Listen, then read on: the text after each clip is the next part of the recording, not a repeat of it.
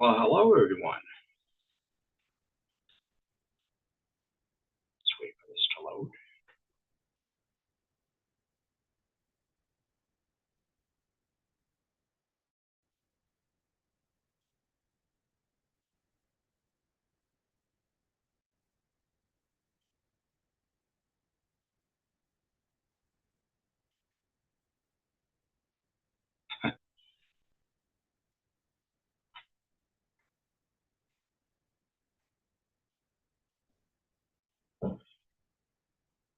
All right. I believe I am live.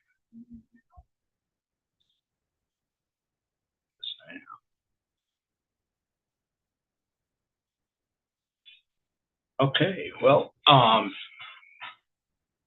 welcome. This is the third anniversary of my Alive conversation series. I started this back on November 4th, 2020.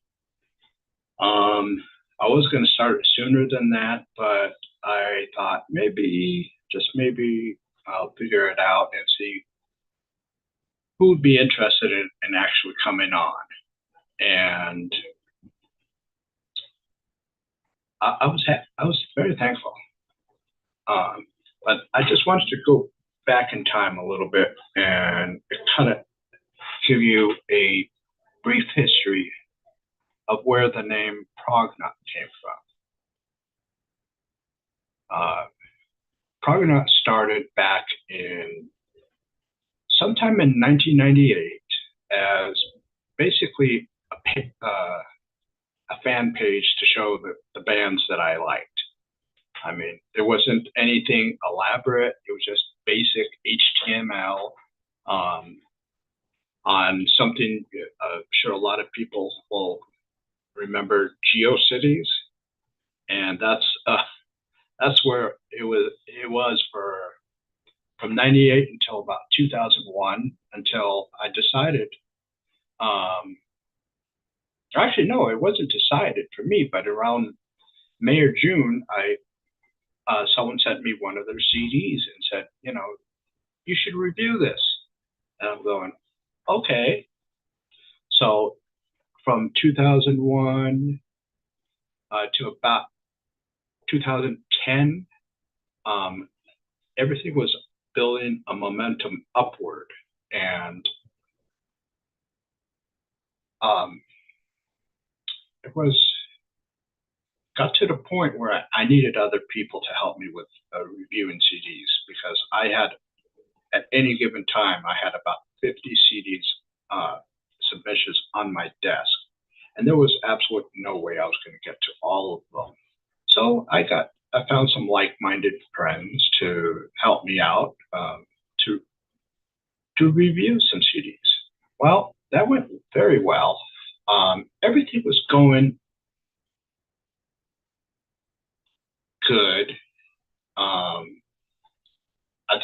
think one of my biggest years was around between 2009 and 2011, and then everything after that up until about October 2015, when I had a medical thing happen to me. I had a mini stroke, and my concentration skills just went down the drain.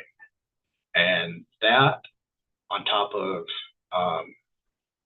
publicists, managers, record labels, even some bands were putting deadlines on me. I would say unreasonable deadlines. And I was also having some troubles with some of my reviewers.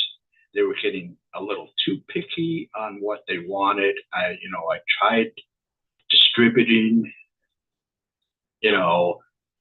people that like more jazz stuff, they would get that, and people who like more prog metal stuff, they would get that. But I also kind of sprinkled in some of everything to everyone, just so, just so everyone was evened out. And got to the point where April 2016, I just said, this is done. I can't do it anymore. You know, I got too. It stopped being fun on all fronts, both personally and with people with deadlines, and it got to be a mess. Um, and and well, hey John, hey Nikki, yeah, 3 years, not bad. But you know, so it's like, so you know, I remained in limbo from April 2016 until November 2020, and I figured, okay, it's time to, how do they say, rebrand the name Prognaut. I go doing these, I do live interviews, do live discussions about various subjects, mostly progressive. And um, I, I think I've done pretty well. I mean, I had a lot of wonderful guests. One, you know, John, he came on a few months ago, and so that was kind of cool. You know, I've known him at least internet wise for, gosh, since the early 2000s. Um, so it's made a lot of friends. And then, you know, when I moved over to Facebook, finding even more people, you know, like later on down the line, you know, Nikki, you know, uh, so it's like, it was pretty good. So today I'm going to have a few people come on just to, and I'm going to wing it because honestly, I forgot who I invited. See, there's my concentration. Forgot who I invited. But a lot of these people, you know, because I want to kind of condense the show to no longer than an hour, and I figured I can't have every single people on there, so I invited a friend of mine that we've known each other since the mid '90s, so he's like my oldest prog friend. Um, so it's like, and I got a couple of the people that helped me on the discussions. They might show up. Um, I told everyone that to basically you could talk about what's going on with you. Uh, just kind of it's an anniversary show, but it's also, I'm going to help plug your your product. Um,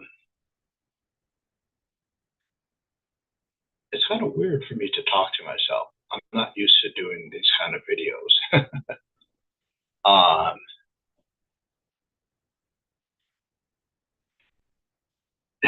yeah, it's not, you know, over the years, I've gotten more and more CDs. I mean, I'm not a big spender, but I think I've accumulated within my budget a pretty nice collection. You know, if I had a bigger budget, I probably would have more. I think I would have this whole shelf, this whole wall, excuse me, filled with a shelf probably up to the ceiling. But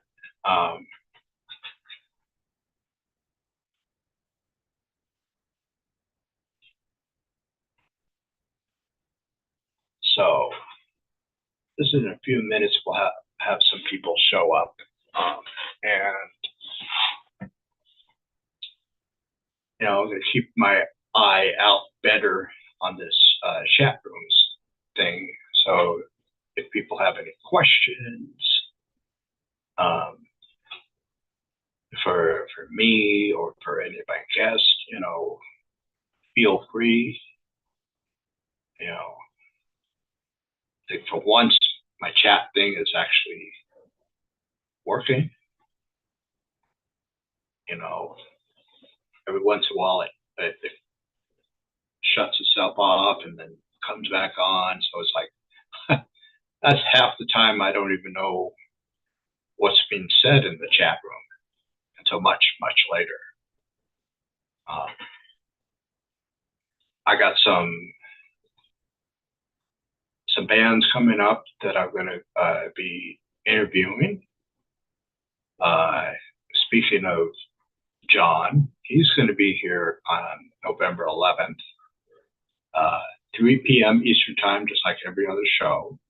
I think in the past there's been a few times where I've had different times, but I figured that 3 p.m. on a Saturday afternoon was pretty good. I mean, good timing. And again, people don't have to come in as it's being filmed live. You can watch this later on at your leisure. So again, November 11th is John's, and he's going to talk about his band Land of Chocolate and their recent release. So that's going to be pretty cool. And then on November 18th,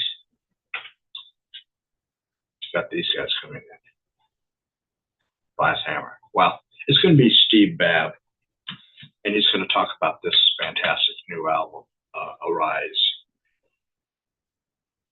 I think out of this year, I think I've only pre-ordered maybe 3 CDs, and this is one of them. I think I got another one from that band Circuline. Once that comes in, I think I'll be talking with them sometime in January or February, based on their schedule, you know. And I'm hoping 2 of the members of Circuline might show up. Should be kind of cool, you know, just kind of talk a little about their stuff. Let's see, what else? On December, let's see, what is it? December 2nd, we're going to be doing favorite albums from 2003. And that's basically a 20th anniversary show of albums, you know. Everyone that's going to be on the panel talk about 5, just like 5 of their favorite albums. It doesn't necessarily have to be the best albums that came out that year, but if it's something that you like, I think that's the importance. I don't really believe in charts. I mean, charts are nice for the bands themselves, but it takes away from the enjoyment for me personally. Next year, since this is a 2024, you know, we're going to start off in January and do 1974. And I'm going to continue that up to the year 2004. So that's going to be 7 shows out of the entire year right there. So that's going to leave me 5 other kind of shows that I can kind of mix in just to kind of break it up a little bit. I was thinking, you know, 5 favorite albums that inspired you, whether you're a listener or a musician. So I'm hoping maybe to get some guests that are musicians. Hey, Kevin. So I'm just waiting for a few minutes until some people start showing up. And to see if there's anybody in the waiting room.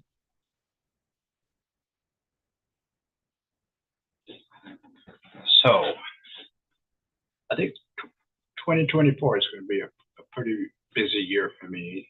It kind of helps me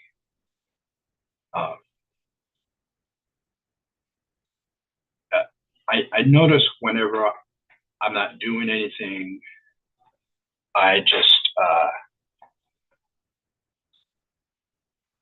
all right, first guest is here.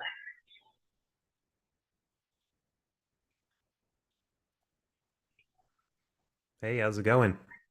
Hey, Aaron, thanks for stopping by. Yeah, you're welcome.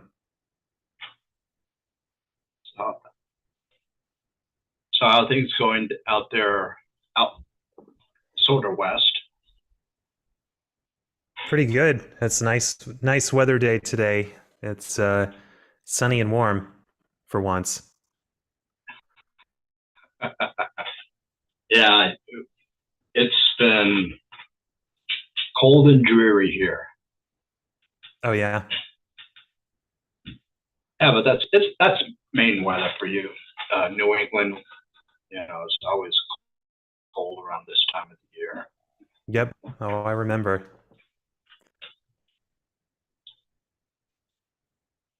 So what's So new what are with the you? plans for today? Oh, sure. Oh, What's new? just talking. You Yeah. know, we can plug stuff. If you got any live shows for people in your area, or if you're going anywhere, stuff like that. Yeah. I've been working on some new music. Just kind of getting started again. I released Aaron Clift Experiments' fourth album, The Age of Misinformation, earlier this year. Did a lot of promotional stuff for that. Been working through that and really some next steps. Wanted to get back into to writing more music, so I've been doing that lately. Oh, that's cool. Yeah, it's amazing that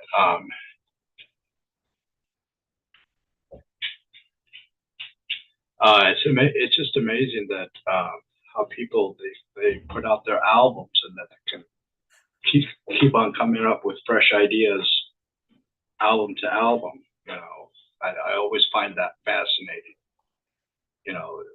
I guess it's in a way it's kind of like an author. It's each book he's got to keep on or she's got to keep Mhm. on going on. And they got things brewing up in the head.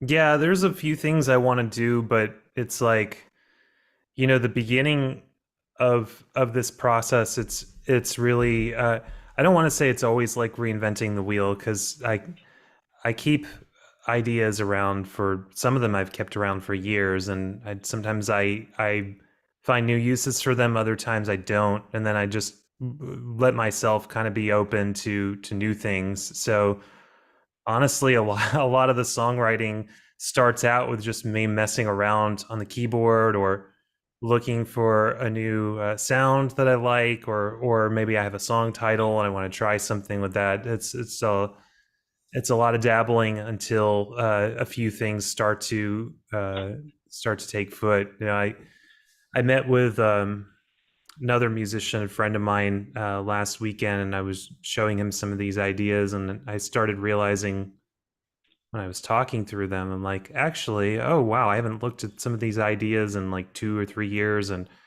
oh, that could really, that whole thing could be a section of a song right there. And I thought at the time when I did the idea, I was like, had no idea what I was doing. And then I listened to it now, and I'm like, oh, that could be good there. And having another set of ears kind of helps you think of things differently. So with the last album, I did a lot of stuff kind of isolated from everybody because it was COVID lockdown. Now I'm trying to do a little bit of mixture of demoing stuff at home, but also like bringing in other musicians kind of earlier on in the process to work out some of these arrangements. And kind of like maybe a more collaborative albums. Yeah, because I know I know the people that I want to work with. I know them a lot better now, and I know kind of like where my strengths are as a writer, and where they can kind of help fill in the gaps of the parts that I'm not as good at, and we kind of complement each other that way. Well, that's cool. You know, I always again, I'm just so fascinated by musicians. I mean, going back to the early '90s when I was watching my friend's band practice in their little Mhm. garden shed. You know, it's just how they just throw ideas at each other, and how it slowly starts forming a song. You know, and then the singer kind of throws out some lyrics and sees what sticks and everything. It's pretty interesting, you know. Yeah, I've been getting into a lot more lately with um really understanding how musicians who I admire, like what is their process, because it's the more I read about this stuff and kind of see what it is they're thinking, it helps reinforce, like, am I doing the right thing here? Or maybe what works for them wouldn't work for me. But then sometimes I find common ground. Like, I was reading an interview the other day, with Peter Gabriel, who's one of my musical heroes, and he was talking about how he comes up with music, and for him it requires. He was talking about how he thinks that hard work is more important than talent. Like, if you're gonna measure the two of them for a creative person, and for him, a lot of the songwriting is hard work, like just getting in there and constantly woodshedding everything. And you use the shed to describe it. Yeah, It's very much like that sometimes for me, and I appreciated that too, because I'm like meticulous about this stuff too. And honestly, most of the songs that I've written, yeah, there'll be a spark of an idea, but that's not the song. That's just the starting point, and the real songwriting comes from all that hard work. well, hello, Ken. Hey, I Hi. just got hi. uh, this is my oldest prog friend. I was mentioning it in the intro that I met him in like I want to say the mid '90s, so it's been quite a few years. Very cool. That's nice to meet you, Yes. Ken. Hey, nice to I'm meet you. I'm Aaron. Hey, Aaron, nice to meet you. I know you guys are probably just looking at a picture of me, but I, for some reason, can't seem to get my camera to work. I don't understand why. It's a nice picture, though. Well, thank you. Ken, where Yeah, are you located? I'm Los Angeles, California. Oh, very cool. I'm in Austin, Texas. Yeah, it's funny. I was just talking to my wife last night that she's also an artist. She's a photographer, and she's going to be featured in a photo show in Los Angeles next month. So I haven't been to LA in like probably 15 years. So Very cool. I'm excited to go there and be part of that. Excellent. Yeah, it's great to come out. I love Austin. I haven't been to Austin in quite a long time. Got my camera finally to work. Suddenly, it just popped There you on. Don't know why I didn't start that way in the first place there, Ron. But yeah, That's a much cooler background than what I have. yeah, I can't tell your background there. It's just kind of blurry, but still, it's I guess we got to have It's some kind of. the office. I'm at my music desk right now, but I've got all sorts of stuff around me. So yeah, Excellent, excellent. Yeah, I love Austin. I haven't been there in a long time, but I do miss it. And I haven't been to Austin since probably the mid 2000s, but it was great. I used to drive out there on a regular basis. hmm man, you wouldn't even recognize it now. I'm downtown practically every day, and I was driving through downtown this morning and on Guadalupe Street, and I was like, I think this entire street is under construction. They're just like every block there was some new building coming up. Yeah, I imagine it's just grown like crazy. It was busy even back then, but I'm sure it's Yeah. just insane now, Oh especially yeah. when South by Southwest comes into town and everybody just piles Oh yeah. it. I'm excited about it. I'm going to be going to South by Southwest Interactive next year for the first time, so that should be really cool. Oh, excellent. That sounds Yeah. great. I've Yeah. never even heard of the Interact. good part of it. Yeah, and I noticed that everything west of the Mississippi is constantly building. I guess you want to still kind of call it the frontier area Hmm. of America, and it's just constantly changing. I mean, someone sent me pictures of my hometown, Glendale, and he went up the street to see where I used to live, Hmm. and whoever bought it from my parents, they tore it down, and it looks like some giant rectangle, with sort of Spanish uh, style to it. Looks almost like an adobe type house, and it's like it was literally, how they always say you can't always go home. Me, Mhm. I can't go home because it's not there anymore.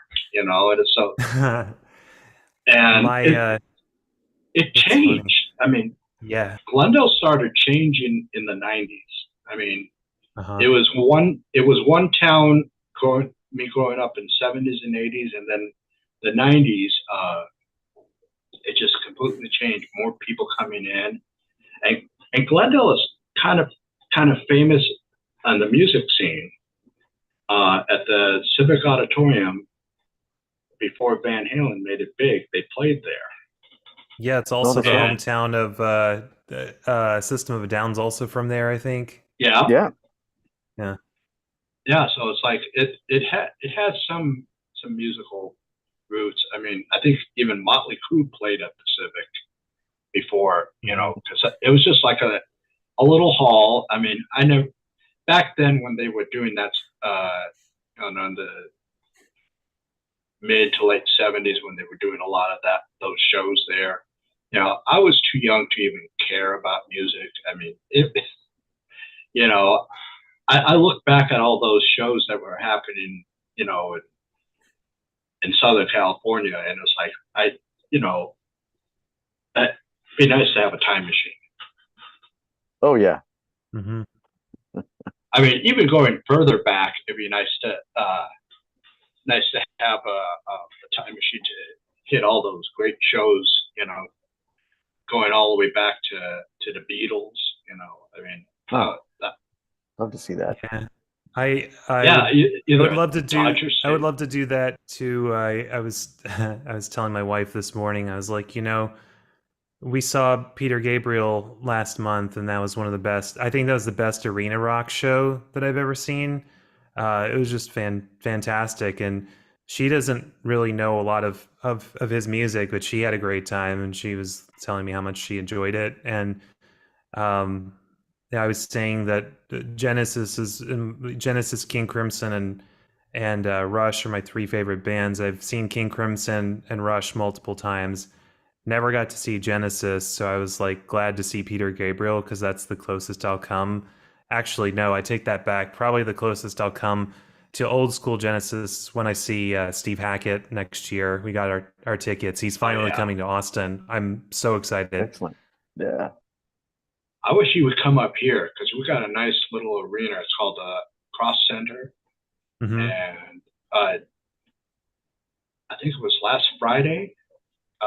I couldn't afford to go see it, but they had a Pink Floyd tribute band called Brit Floyd, I've heard and of them. supposedly Yeah. they're supposedly a really good. They they do the light show and the whole 9 yards. I mean, I don't know if they go as far as for the wall, building up the wall, but they said it's very faithful to the original music. Oh, that's great. Hmm. Uh, they are coming back next year, but down to Portland, and that's a 3-hour drive, and I have not driven 3 hours for a show before, so I don't know if I would handle that. Yeah. The closest you might get is Boston. That's what is that, like 5 hours? 5 or 6 hours, yeah. Yeah. It's a long It's drive. it's pretty much like a wasteland up this way, you know. Um, there is Wait one. till you There get is to one. North Texas. That's even more of a Yeah, wasteland. that If is a five or six wasteland. hours, 5 or 6 hours from me, and you're still in Texas. Yeah, you could drive all day and you're still in Texas. I've driven all the way Mhm. across Texas many times, and it's all day long, and I'm 9 hours later, I'm still in Texas. Yep. Yeah, they have a club downtown that just started earlier this year. But and they boast the Bangor metal scene, Okay. and I'm like, oh, I didn't even know we had one. Yeah.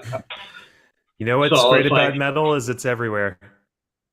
yeah, but you Yeah. know what I notice?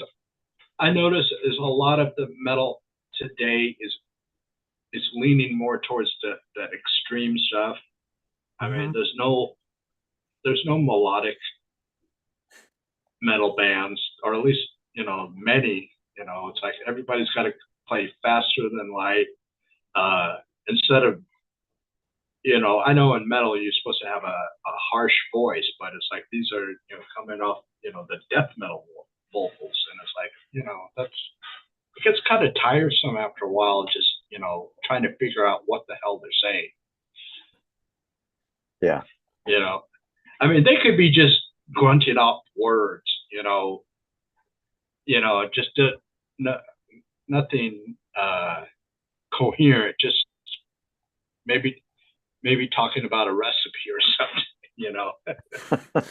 I've seen lots of humor about that stuff too.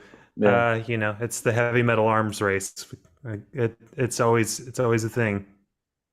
Yeah. Oh, yeah. I just saw Tesseract just the other night, just a couple of Oh, nights how was ago. that? And it was a really great show. They played way too loud. The PA was set way too loud for such a small theater, but it was in downtown Hmm. LA at the Regent Theater. I'd never been to that particular theater. Great sound system, and it never distorted, but they were just too loud. But they played a great set, too short of a set as well. They only played about an hour, and but Huh. it was a very intense hour. The band was very good. It's very interesting, their style of metal, because you got some of that screamo stuff going on, but you also have a vocalist who can actually sing and sing quite well. Right. He has an amazing soaring voice. Yeah, he really does. But he can also do the screamo stuff, and that I don't really care for that much. But the band is just heavily rocking out, and it's interesting. There's a band. They don't take guitar solos or anything like that. It's all chordal melodic stuff, and it's all about the arrangement and about the intensity of the multi rhythmic patterns that the drummer is doing versus what everybody else is doing. So Right. that's their solos in the middle of songs is really just the whole band rocking out in this sort of math rock way, and that was cool. It was really cool to witness that and see that. I've always wanted to see them, so it's great to finally see them. Oh, I'm All glad you right. got to. I wanted to see. Do you know the band Vola? No, I don't. Never heard of it. Oh, I think they'd be right up your alley if you're into Tesseract. They're a Danish prog metal band. I really wanted to see them, and I didn't find out till like the morning of that they had a show that evening, and I already had plans. So I'm like, oh Oh, man, oh, I okay. missed it. I saw there are a couple of metal bands I've seen recently that are more on the melodic side. Like I saw Catatonia last year at Austin. I saw Leprous. Saw Pain of Salvation. Like those were all. Oh I yeah, like those groups. yeah. I like Pain. Right. Yeah. Just so you know, Aaron, the very first band that I saw Ken in was his old band Atlantis. Oh yeah. Uh huh. Yeah. See that, and then he went on to create K2,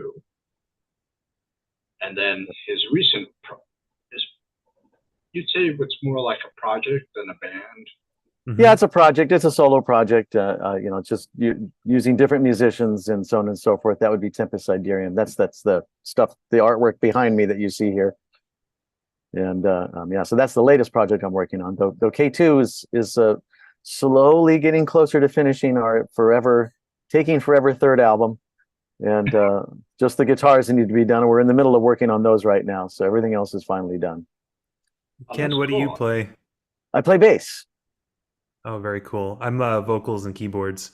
Okay, all right. And what band are you in? The Aaron Clift experiment. Aaron Clift Experiment. Okay, all right. Yeah. There we go. That's easy for me to remember. Yes. Yeah. We're a progressive rock band. some of our stuff's heavier, some of it's quieter. Like, you know, we do a variety of different things. Oh, cool. I have to check it out. Yeah, he's got 4 albums out so far. Oh, wow. This is great. Well, where the hell have I been? What? Just stuck in the Yeah, studio doing my own thing. I guess that's what it is. Well, you know, it's like years ago, we always were complaining about, oh, there's not enough music coming out in the prog world. And then all of a sudden, you know, be careful what you wish for. It's like this stuff is coming down like an avalanche. I mean, I think when I first started listening to it, I think there was maybe a dozen or two prog albums coming out a year. Now that's a dozen or two prog albums coming out in a month. Yeah, it's a lot of music. Well, the whole pace of music in general has just picked up because of distribution and recording is so much easier than it used to be. So I think that's encouraging. It allows more people to be creative. On the challenging side, of course, it becomes necessary to find new ways to build an audience that are different from how they used to be. Yeah, it's very different to build an audience now, especially with this new project. For me, this is a relatively new project, even though I've been working on it for like 5 years. And just to get the word out and get people to know that it's there, you'd think, wow, it'd be really easy to do that on the internet. Well, it's actually really hard to do it, to get any sort of anybody's interest, because there's a billion bands uploading music to the internet somewhere every single day on this planet. And it's so hard to weed your way through all the noise and to say, hey, you know, my little project's here and that sort of thing. And it's very difficult. I just joined Instagram. All my friends are telling me, why didn't you join Instagram years ago? And I spend all my time working on music and no time promoting it. And so then when it comes to actually trying to get the word out there, promoting it, I'm pretty stupid about it. But I finally signed up, and all my friends are happy about that. They said, you'll get more followers if you get on Instagram. Okay, all right, I'm doing it. Sorry. Yeah, I mean, it's almost like, you know, like Facebook and Instagram, where it used when it started off, they were totally different, you know, things. It was almost geared towards younger people, but then I noticed like around 2006, it got flooded more by adults. You know, it's like I mean, not only is it a great way for artists to network themselves, it's also great to reacquaint yourself with a friend that you haven't seen in years. I mean, oh yeah. I mean, my best friend from Glendale, he found me on Facebook, and I lost track of him around 1990. Oh wow! And then he found me, and it's like, that's pretty cool. Now here's coming on Alex DeWolf. He's one of my guests. He helps when we talk about favorite albums, and he's got a pretty interesting musical taste, which kind of helps my show kind of get a little more diverse, because he comes with his jazz fusion stuff and avant-garde music, and it's kind of cool because a lot of I have no clue about it, and it's kind of cool to learn, you know, about Very cool. more stuff out there. Hi, everybody. Nice to meet you guys. Hey, Hi, nice to meet you. Nice to meet you as well. Yeah, I'm in Chicago, Illinois. Excuse me. Yes, we've got all the regions of the United States represented, or almost all of them. Yeah. Alex, I'm Aaron. I'm in Austin, Texas. Okay. And I'm Ken, and I'm in Los Angeles. Oh, wow. We moved here from San Diego Okay, I know San Diego. Love it down there. about a year ago. So, yeah, I started off with the usual prog stuff in the 70s, around 72. And then I heard Return to Forever, and I kind of never looked back after that. So fusion is kind of my thing. And Tangerine Dream, the Berlin School of Electronic Music, is also another favorite of mine. And then in the 90s, I started getting into the more RIO. Well, they call RIO. RIO is not really a style. It was a group of guys that got together that didn't like the music industry and decided to do something. But most of them were doing kind of avant-garde pop stuff. So there's that sort of genre that interests me. And I'm also really interested nowadays in something called gent, which is really more fusion now than almost anything. I agree with Folks that. like Polini and Sethu Ayu, I really like him quite a bit. But they kind of start on metal and then they kind of move into the fusion side of things. I know that. Go Yeah, ahead. Frederick Thorndendahl of Meshuggah Yeah. is a huge Alan Holdsworth fan. When I heard his solos, I'm like, where have I heard this kind Yeah. of thing before? And then I listened to Alan Holdsworth, and I'm like, oh yeah, there's a bit of that going on. So another band, Arch Echo, who I've seen twice now in Chicago, I've got to like quite a bit, and they're sort of on the fusiony side of the gent sort of things. So I like to try to bring a different perspective into the music scene. Excellent. Alex, do you know what they call the jazz gent fusion? They call it jazz DJ AZZ jazz. Well, I didn't know that. They keep coming up with new names, every month. But I know like Pliny started off with pretty much the metal stuff, and then he moved right. It's pretty much fusion. There's not that quite that much metal in his music anymore, which is fine. It's an interesting change. And then of course, Animals as Leaders always caught my ear. Yeah, very good band. Yeah, and the lead guitar player for that band went on to do a fusion, straight up fusion album with some fusion guys about 10 years ago, I think it was. Okay. So Very that cool. was interesting. So I have a friend who is obsessed with Living Color and Vernon Reid. Apparently, Vernon Reid has done some fusion-y stuff on his own. those guys are all great. I think they are really quite good. Pop is not so much my big thing, and rock and roll is okay. But I think I have a lot of respect for Living Color. I think they're very good. That song "Cult of Personality," the lyrics really hit me a lot. So Oh yeah. Yeah. Oh yeah, yeah. It's pretty much it's a timeless song because it just talks about the cult of personality, and that's kind of what we live in. So yeah. I think more so now than when they put it out. yeah, and I think a lot of that has to do with social media. It's very easy to become very visible in social media. It used to take a lot of money to do that, to get your face on TV and in radio and so forth. It took money. Nowadays, all you got to do is sign up on Facebook, and you can do all sorts of silly things, or TikTok. A lot of silly things on TikTok. So Yeah, or you go on YouTube and do shows like this, or what I call rant. Where people just exactly. spew out things that are bugging them. I mean, I guess it's cheaper than therapy. Well, the only difficulty is it's so disillusioning, and it makes you feel like you're doing something when you're really not. The worst part of it too is people can be so abrasive online, but in real life they're completely different. Yeah. Oh yeah. Well, it was that old. I'm sure you probably heard the term a keyboard warrior. Yeah, exactly. The keyboard warriors. Yep. They hide behind the screen. No one can see who they are, and then they just, it's like, I mean, it's stuff that's inside them, but like you said, if you meet them face to face, they're very quote unquote polite.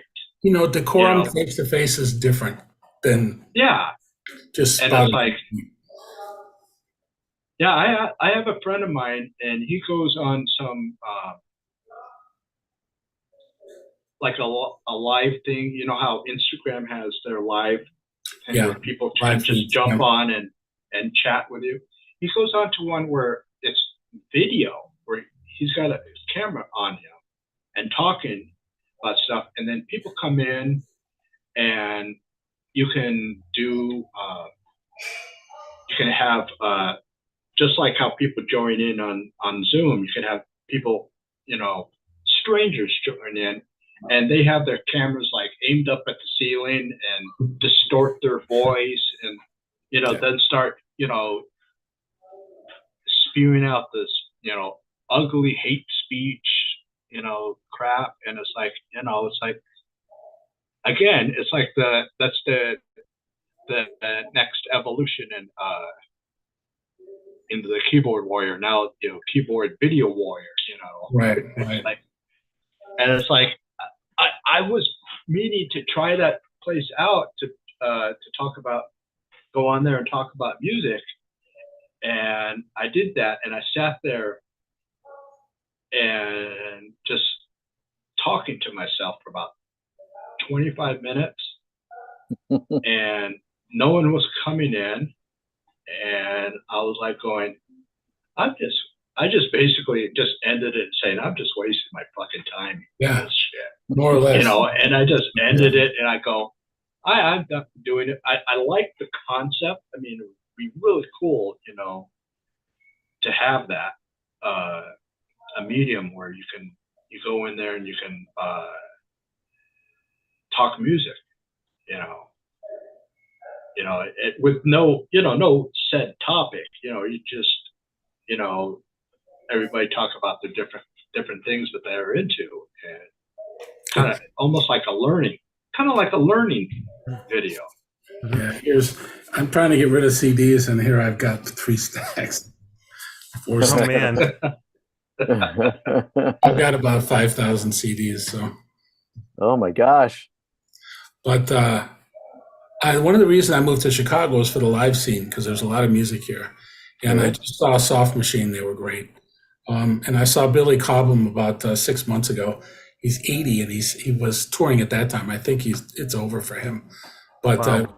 it was pretty amazing. And it was that kind of an upscale place for Billy Cobham, and it was packed, which was good to see. Oh, that's great. Soft Machine was at a smaller place, and I think it was about half full. Okay, yeah, love Soft Machine. So it was great to see. They played some new stuff and some old stuff, which was great. So that was... Yeah, go ahead. And you guys were mentioning earlier Alan Holsworth. Ken played with him in his the first K2. Yeah, first Bundles. K2 album. Bundles is where he started with Soft Machine, and I think he was in his mid-20s. At that point, he played for Soft Machine for some time. Now, Soft Machine had always been a rotating roster of folks. One of my favorite fusion bands from the 70s in England was called Isotope, and the guitar player was Gary Boyle, and he played for two Soft Machine live shows. You can see them on YouTube if you look for it. Yeah, I've seen those. It's some really great stuff. Yeah. So it's interesting to see him playing with Soft Machine. I would never have expected that style to show up there. Yeah.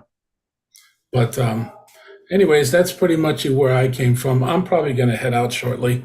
I got a couple of things going on right now. Oh yeah, well, thanks for stopping by, Alex. I appreciate it. And like I said before these guys showed up on December 2nd, I think that was a Saturday, doing 5 favorite albums from 2003. Okay, I can come up with a list, I'm sure, of some fairly unknown stuff. And I've been trying to find a job. I just finally got an offer on Friday. I got to that's good. inside. I've been out of work for almost 6 months, so. Well, congratulations. Yeah, congrats. Thanks. I've been fighting, had interviews. Everyone said no thanks. And finally, these guys, I interviewed with these guys, and within about an hour, I got an offer, which was pretty cool. All right. Excellent. Way to go. So, all right, guys, I'm going to say adios. Thanks a lot for inviting me here, Ron. All right, you're welcome. And Nice meeting you. I'll see you soon. Yeah. Take it easy, Alex. Nice meeting you, Ken. Nice meeting you, Aaron. Take care, you guys. Okay. All right. Bye-bye. Right, bye-bye. And then there were 3. And then there was, he was mentioning he was mentioning Soft Machine. My encounter with them was in 2018, the Aaron Clift experiment. We played at Progtoberfest in Chicago, and that year Soft Machine was one of the headliners. Oh, excellent. Yeah. Excellent. So is there video of this on YouTube of the show with you guys performing and all that? You know what? I don't think we got any video of that one, but we have videos of some of our other shows. Okay, I'll do a search. yeah, Not one of, yeah, not one of my and favorite speaking- shows that we did. I mean, I enjoyed it. I think the people were really cool, but we were kind of in a transitionary stage at that point. Like our lineup, we had lost a bunch of people, and we're kind of had a temporary drummer, and our bassist at the time was Chris. I liked him a lot, but he moved out of Austin shortly after that show, so that lineup didn't really get a chance to solidify. Yeah. Yeah, one of the early on bands that I not interviewed, that I reviewed their CDs back in 2001.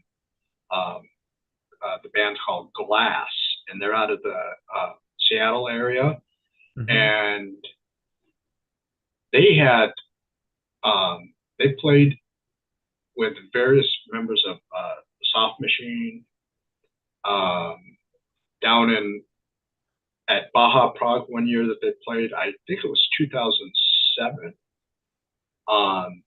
They had I think it was Elton Dean on joining them on stage, so it was kind of cool that they literally got to meet their heroes and play with them. That's great. Because he used to tell me he saw them, Soft Machine, back in the, I think it was the late 60s when they I think they opened up for Jimi Hendrix. Wow.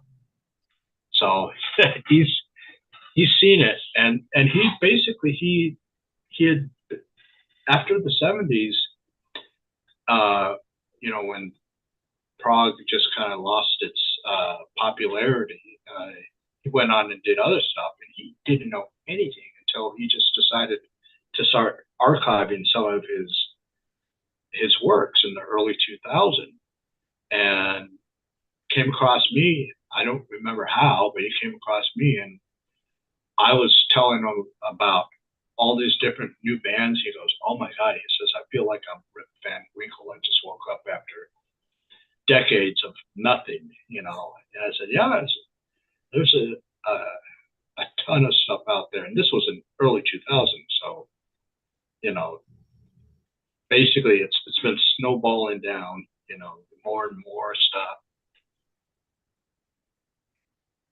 Yeah, there's some really great stuff out there now. Yeah. And I remember some of the shows I went to see your band. I want to say, was it in Marina Del Rey or in Hollywood? Well, we played both. So I don't know if that was with Sean Guerin's band, would be in Marina Del Rey. They opened up for us, the Genesis cover band. And then we also played in Hollywood when we did the video shoot for the DVD, but we also did some other gigs up there as well. Yeah. This, as much as I love it up here, I kind of do miss the music scenes, in LA. I mean, and it seemed to be, it was at its infancy, pretty much up until the time that I left in 2008, and all of a sudden all these bands are coming out, and I'm like, damn. Yeah. I signed up for this thing that's for my area, and on Facebook, it's main musicians, and I asked, I said, is there any progressive rock bands here name. And everybody's like going, what's that? And I'm like going, okay, let me just simplify it. Are there any bands that play like Pink Floyd? And I still haven't gotten a response back, you know. I mean, I just had to simplify it for some of these people. They go, you know, they don't get it. Yeah, well, you're in a prog wasteland up there, man. Yeah, but you know something? I'm not in constant crowds. Oh, I mean, oh yeah. I don't blame you there, man. Yeah, that's great. I mean, 42 years living in the Los Angeles area, that was enough.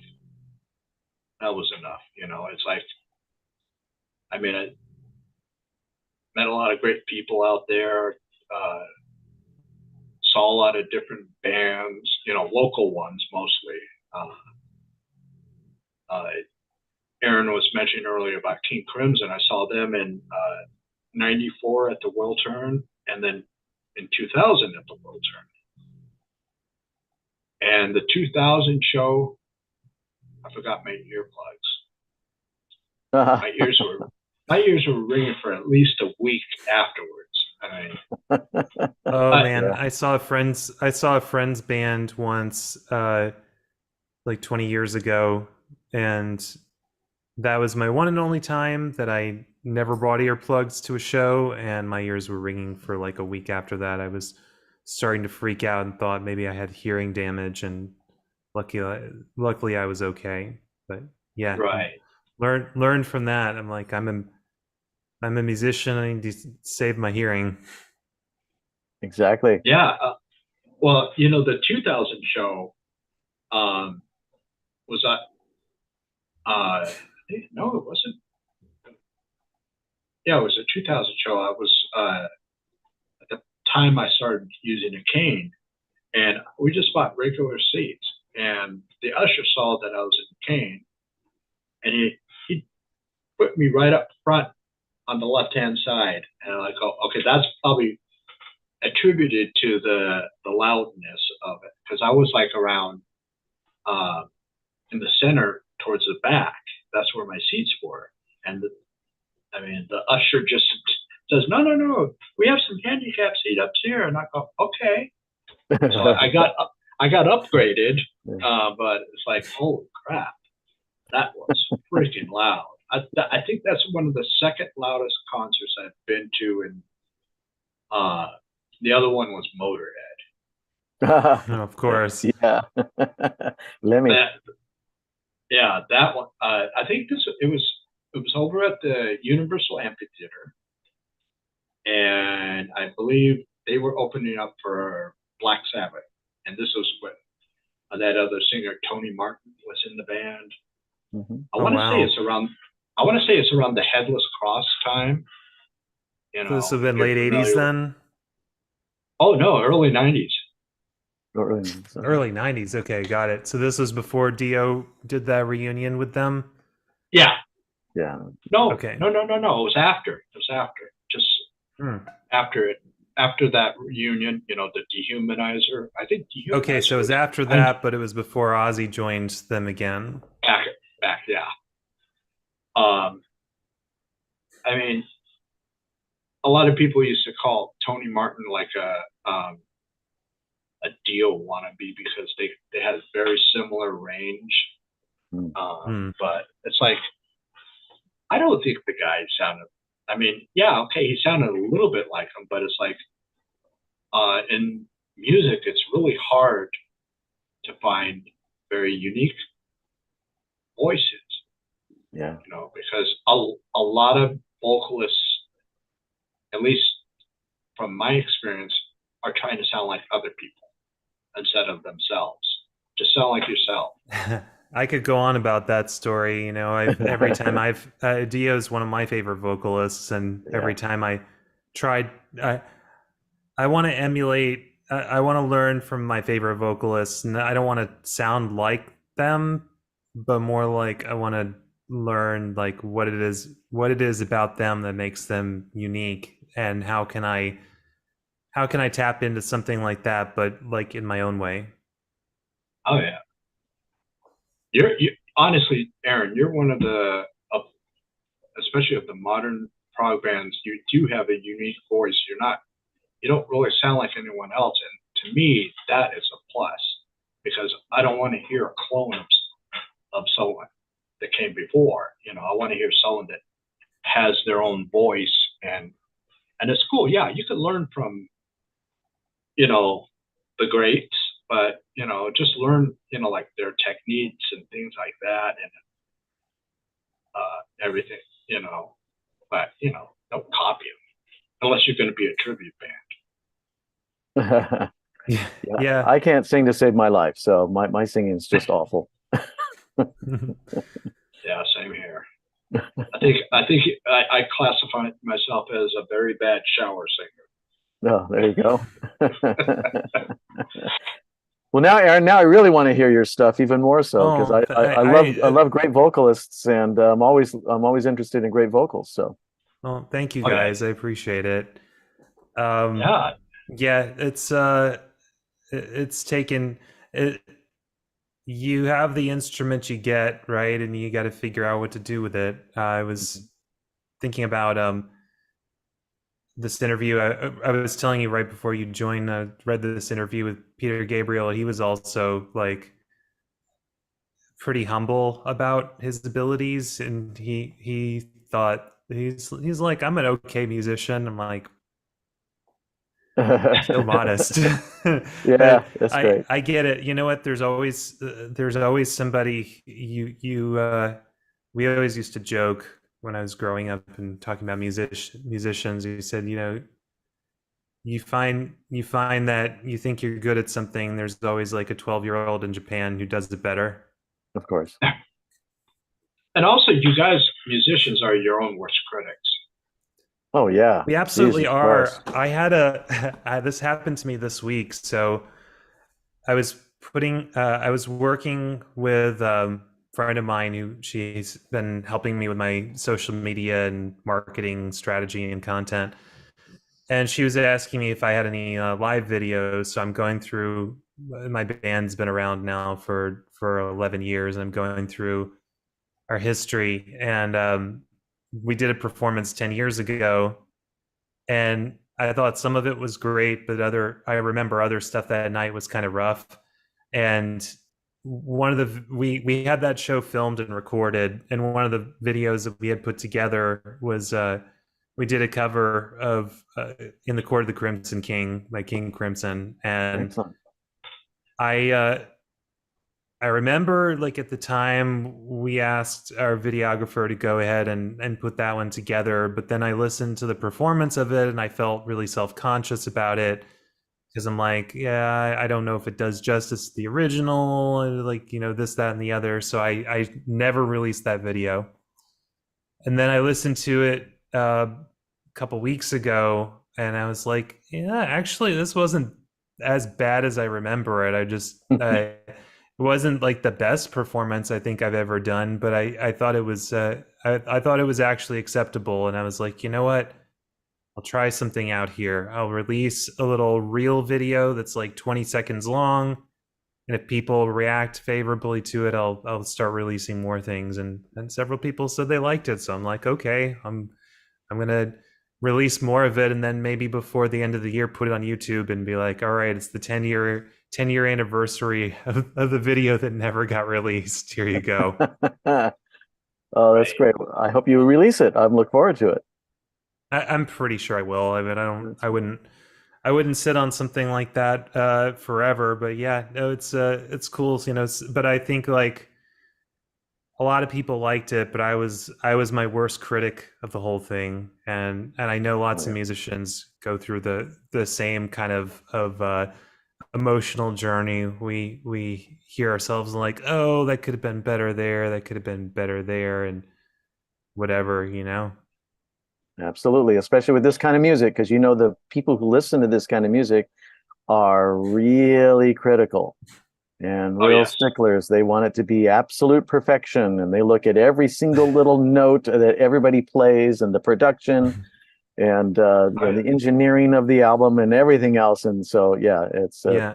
so definitely self-criticism happens quite frequently.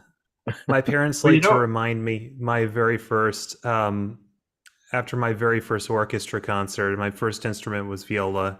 Okay. I'm like 12 years old playing this show, and I used to get so frustrated when I practiced because I knew I was playing out of tune and I knew it sounded horrible and I was aware of it, and I drove myself crazy with my own playing.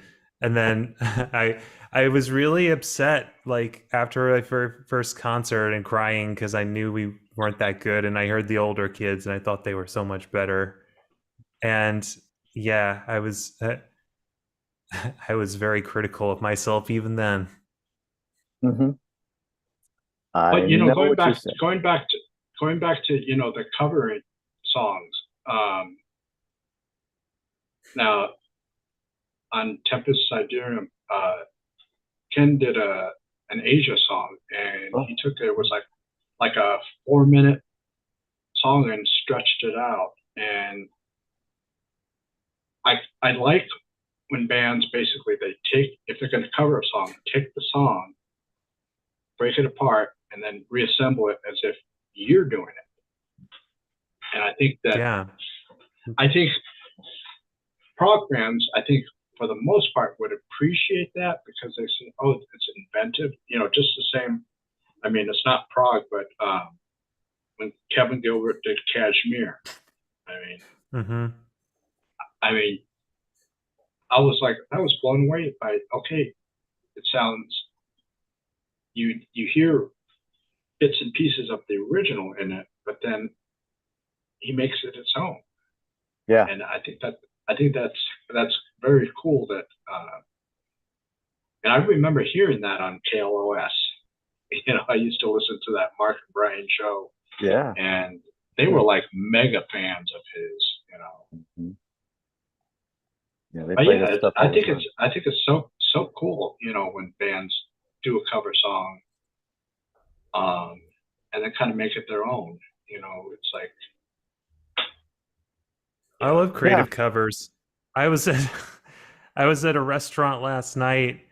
It was like a Cajun restaurant. I was there last night with my wife, and I stopped and I heard the music. They were playing like a lot of jazz and that kind of stuff. And I wish I'd gotten my phone out to figure out who was playing it, but it was like somebody did like an early like New Orleans style cover of the Turtles song Happy Together. I love that song. So I was like, I was like, hey, this actually really works well as like sort of an early like Louis Armstrong kind of jazz loose feeling. And they turned it into like they started out with the main melody, and they did some creative arrangements with it, and then they started doing all these solos, and I'm like, that's cool. I like those kind of covers. Yeah, I like that too. Yeah, they make it their own and do something really unique. Yeah, I like either that or just be really faithful to the original version. I mean, you can kind of do both, but yeah. Well, yeah, you can almost like combine both of those things, to where, you got you're remaining faithful, but then you're kind of stretching out, and in places where you think, oh wow, this maybe an extended keyboard section or extended guitar section, things like that would probably have worked. And a lot of bands, when they do play live, especially the ones that on the more improv side, like King Crimson, they'll never play what's on their albums. They'll never play them exact. Yeah. They always embellish onto it, and improvise here and there. Yeah, and just like Aaron was saying how he saw Peter Gabriel, I just saw Peter Gabriel as well when he was out here, and he does a different twist on some of his biggest hits, and I'd never seen him live before, and I found that really refreshing. So it wasn't exactly like the album. Like when he did Red Rain, That was exactly like the album. I mean, exactly like it, but with extra instrumentation with this his trumpet player. But then when he was playing In Your Eyes or whatever, that was a very different take on it than I'd ever heard him before. Seems every time he comes out and plays, he changes it up a little bit, and I like that. Oh yeah, That to me is it's nice a to- man. You said it well. And like if I'm gonna do a show when I'm 73, I want to do Yeah. it like that. You know, just keep it fresh. I was just impressed by all the stuff. Although I my wife made she was like a little jokes during the whole thing. I'm gonna embarrass her if she ever hears this, but one of the songs he was playing was one of his new ones, Love Can Heal, which is a great song. But it's a very quiet number, and I love the visuals for the whole show, and they were really great. Yes. But you know, this moment comes out, and like this screen comes down, right? And the screen is covering up the band partially, and Peter Gabriel being Peter Gabriel, he's going to do his kind of weird stuff. During this number, he's like walking around and he's doing this stuff with his hands, and and you can see, like, I think he's like making little art things, but she's like, he's crop dusting the stage. I'm like, think about thanks. that. I said thanks a lot. Now I'm only gonna imagine that when I hear this very serious number. Yeah, it was a very serious song. It was a really cool special effect too that he was doing. Yeah, that the whole screen. Yeah. That's Yeah, that was really, really cool. I did not expect that. There's some very unique stuff going on there. And it How was a much were great the show. ticket prices? How much were the ticket prices? For me, the tickets were free, and that's only because StubHub did got sued in a big, huge lawsuit several years ago. Actually, probably like 8 years ago now. And if you had bought tickets back then, you were part of that lawsuit, and so eventually it got settled. And then in January of this year, I got an email from StubHub saying, "Oh, we've deposited $680 in your account." whoa. Oh, geez. I went, "Whoa, Man. that's really cool." I was not expecting that. I totally forgot that I signed up for the lawsuit like 7 years earlier online. Man, And, you hit the jackpot. yeah, That's so really cool. so I bought Peter Gabriel tickets with that money, and also bought tickets to see who did I go see? I want to say I saw Perfect Circle. Maybe it was a Perfect Circle. And yeah, it was cool. So for me, the tickets were essentially free, and I had decent seats. That's cool. I know ticket prices today on the, what they call the mega stars are up there. Oh, it's absolutely ridiculous. I wanted to buy tickets. Perfect Yeah. Circle is one of my favorite bands, and I wanted to go see them again at the Hollywood Bowl. They're playing in April of next year, and decent seats are about, I'd say, between $800 and $900 a seat. Dang. Holy It's shit. cheaper than Taylor Swift. That's true. Yeah, Taylor Swift was much more, and I didn't want to see that show. We Right. heard all those stories. Yeah. I wouldn't normally pay a lot of money for those kind of shows, but I'm glad I splurged a little bit for this one because it was worth it. So yeah, I think Oh yeah. I try to go see more shows, and I try to support. I have a lot of friends who have musical acts in Austin, so I go to their shows. Then I go to, like, the mid tier shows, so those are like the 300 to 500 type shows, and those ones are usually not too bad. But yeah, it just depends. Like when I saw Catatonia last year, I think there were like 4 or 5 other bands, and that was good. That was a good value, and lots of fun. Yeah, that's great. It's how much bang you get for your buck, and obviously with Peter Gabriel, you're going to get a lot of bang for your buck if you enjoy his stuff. And but it's Mhm. also good to see all the other acts. When I went and saw Tesseract, there were 2 local bands that opened up that I'd never heard of before, and so I got some good bang for my buck there because the tickets were really not that expensive. They're only $40 a piece, I think. Hey, that's pretty good. I mean, that's how I discovered Leprous, was they were opening for they were one of the bands on another show. I was going to see a different artist, and I stuck around, and they came on stage, and I was like, whoa, who are these guys? Wow. Okay. Because I Another heard band Einar you Solberg sing, and I was like, oh my god, who is this guy? He's amazing. gotta check out. That's awesome. Yeah. Add that to the list. Yeah. You haven't heard Leprous before? No, no, no, I have not. Okay. Imagine, how would I describe them? Imagine if like Kate Bush, Queen, and Tool had a baby. Maybe something That's like awesome. that. Oh, Yeah. I love all of those bands. They're I mean they're called progressive metal, although a lot of their stuff is probably more like prog rock or art rock, but they're pretty eclectic. They've been around for like 15 years now. They've got a bunch of albums. I would Oh, just start with their you could start with their newest stuff and just work your way backwards, and you get a sense of where they've evolved. But they're yeah, they're probably the band that's come out in the last few years that's blown me away the most. oh wow. Okay, I gotta check them out. All right, Leprous. Yeah. Very good. How are you spelling it? How do they spell their name? Leprous. Oh, okay, just phonetically. Okay. Yeah, yeah. Norwegian band. Oh, they're from. All right. Some great bands Yeah, coming there's from that part of the world. man, Oh there's yeah. so many good bands from Northern Europe, but really just like all these regions. I keep discovering bands from like the most random places because I'm in this great community. Yeah. Oh yeah. Yeah. Sometimes it piles too much on you, and it's like, which Mhm. one do I go to next? You know, it's like, but I tell you, it's like,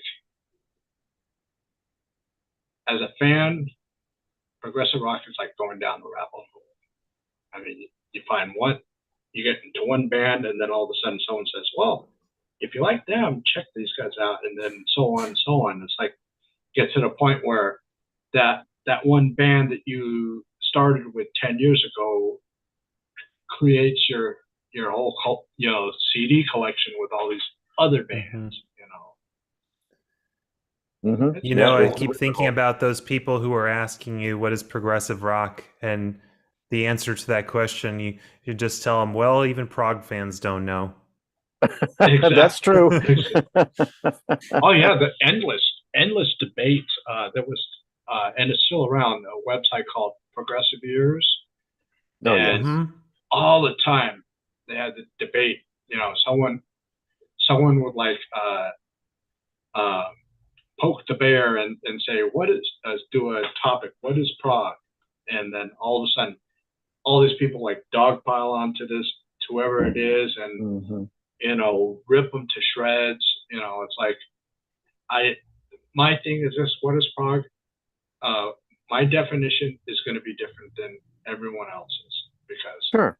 you look at it based on your things that inspired you and things that you're into. You know, if you're into, Mhm. like more like myself, I'm more into the more melodic stuff. You know, that's what defines for me prog. Someone that's into the kind that it where you do like 100 notes per second or 1,000,000 notes per second, Mm-hmm.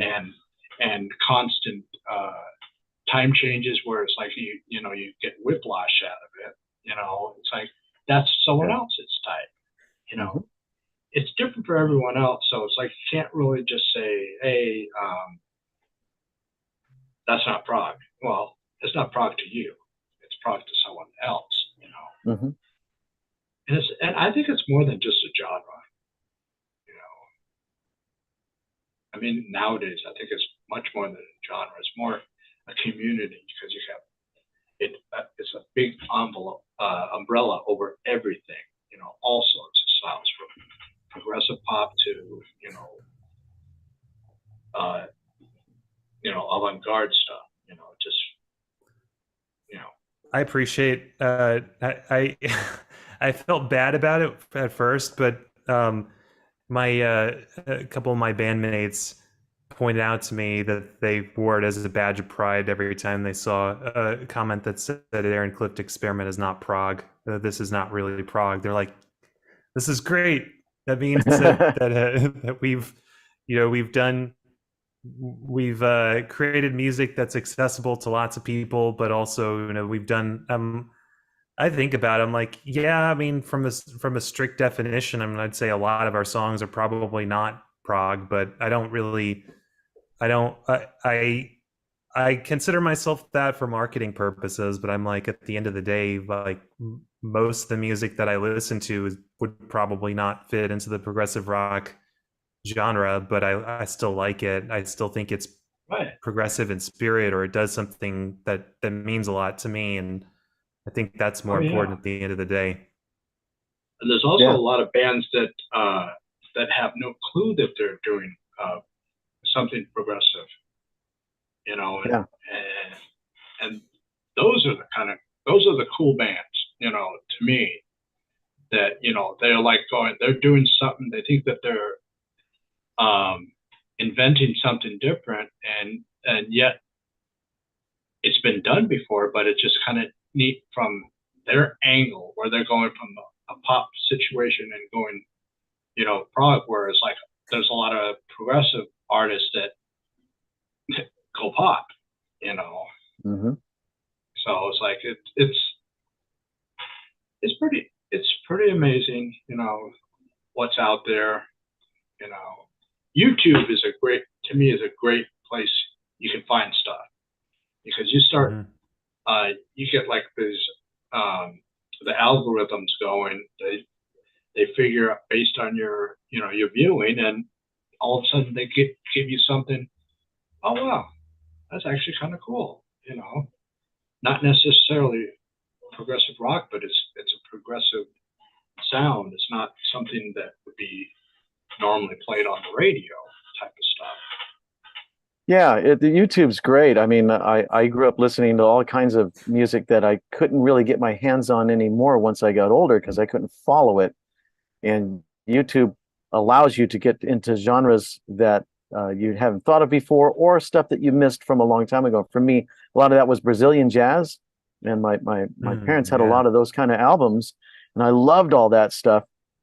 And not just Sergio Mendes, but much more obscure stuff as well. And then I've been able to rediscover some of that on YouTube, and even found a great website called dustygrooves.com that has all kinds of great obscure albums from all kinds of genres that you can buy and or sell or trade. And that was a really cool find as well. So I thought, oh, this is awesome. But that all started with YouTube. So I totally hear you there with YouTube being a great place to kind of go down the rabbit hole, but at least you can pick and choose the rabbit hole if there's something specific you're looking for.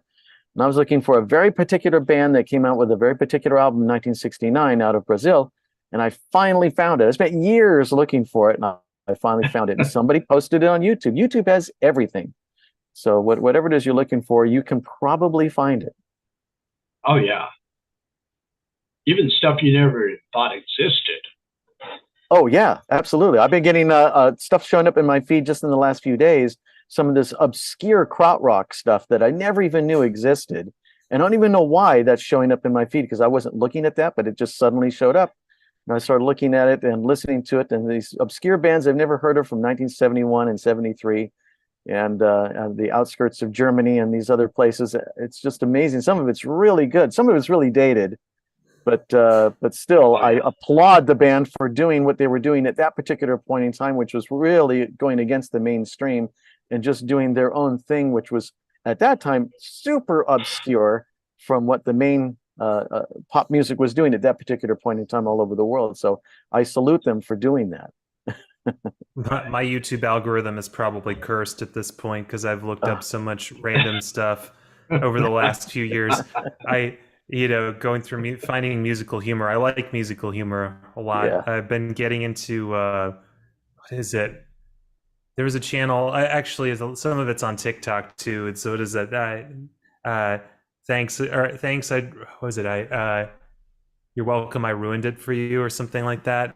This guy does these. He takes. He does mashups. I like mashups. I think the the stuff that you can get from them is pretty funny, and some of it's some of it's really cool. Sometimes it's just really funny to me.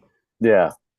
Yeah, there's lots of stuff like that. If you want something really funny and unique, and you guys may already know about this, a band called Clowncore on YouTube, Clowncore. No, If I'm you gonna don't look it know up now. Clowncore, please look it up. It is so effing hilarious. These guys are so talented and so funny at the same time, and it's really weird, obscure, strange stuff. They wear these masks, and they're a little tiny band that plays inside of a van. The van's driving down the road, and they're playing in the van, and they shoot these videos, and they've spent a lot of money putting GoPros located all over inside the van, and they do all this crazy I weird have stuff. seen this. I have seen Clowncore. Okay, you know where I remember this was we were talking about it in my music in this music marketing community that I'm a part of. We were talking about like techniques for viral videos, and somebody Oh, shared a Clowncore video where they're in a porta potty. yeah, there's the Um, porta potty one as well. Yeah. yep. I'm like, that's pretty damn cool. You know, that stuff actually gave me an idea of that stuff gave me ideas for like, okay, when I wrote one of the songs that my band has that's been popular lately is called Bet on Zero, and we did a music video for that one. And watching all these viral videos gave me like, you know, ideas for how I wanted to film this one. So Oh, that's great. we, in true prog fashion, we took the longest song on the album and made it the album focus track. Oh, very good. Yeah. That's the way to do it. Yeah. Yeah, that's awesome. So Yeah, it's so the Concord is very, very funny. But that's one of those Mhm. things that I discovered purely by accident and fell over laughing. I couldn't stop watching their videos because it was so stupid and so funny. I think I've tortured some of my friends and my wife with this kind of stuff, with music memes. Oh yeah, I know. There's so many of them out there. How many times can you play the lick? Yeah. Yeah, exactly. And if Oh, you that's don't great. know, just look up the lick, and then you'll hate me forever. I'll have to check it out. Yeah. Yeah, that's the beauty. You know, like you said, beauty of YouTube. You can find all this weird stuff. I mean, you probably have seen it. It's called Mac Sabbath. Yes, I've seen Yep. Max Sabbath. Yep. They dress up like the McDonaldland characters Yeah. and completely twist around the lyrics, you know, based on you know, McDonald's food, you know. Mhm. It's like that's got to be very exhausting wearing those kind of costumes, just like that one band Guar. I mean, Oh, yeah, those Guar. costumes, Mm-hmm. it's like those costumes, and then playing, you know, and you're playing a musical instrument on top of that. It's like, holy Yeah. crap! Or if you're like the band like Sleep Token or the Residents, where nobody knows your real identity. Yeah, You the gotta Residents. wear Yeah. this stuff all the time. Yeah. Yeah, the Residents are great. They're from San Francisco. By the I way, believe. Ron, I was thinking of this just now. There's another group that does Black Sabbath tribute stuff called Brown Sabbath.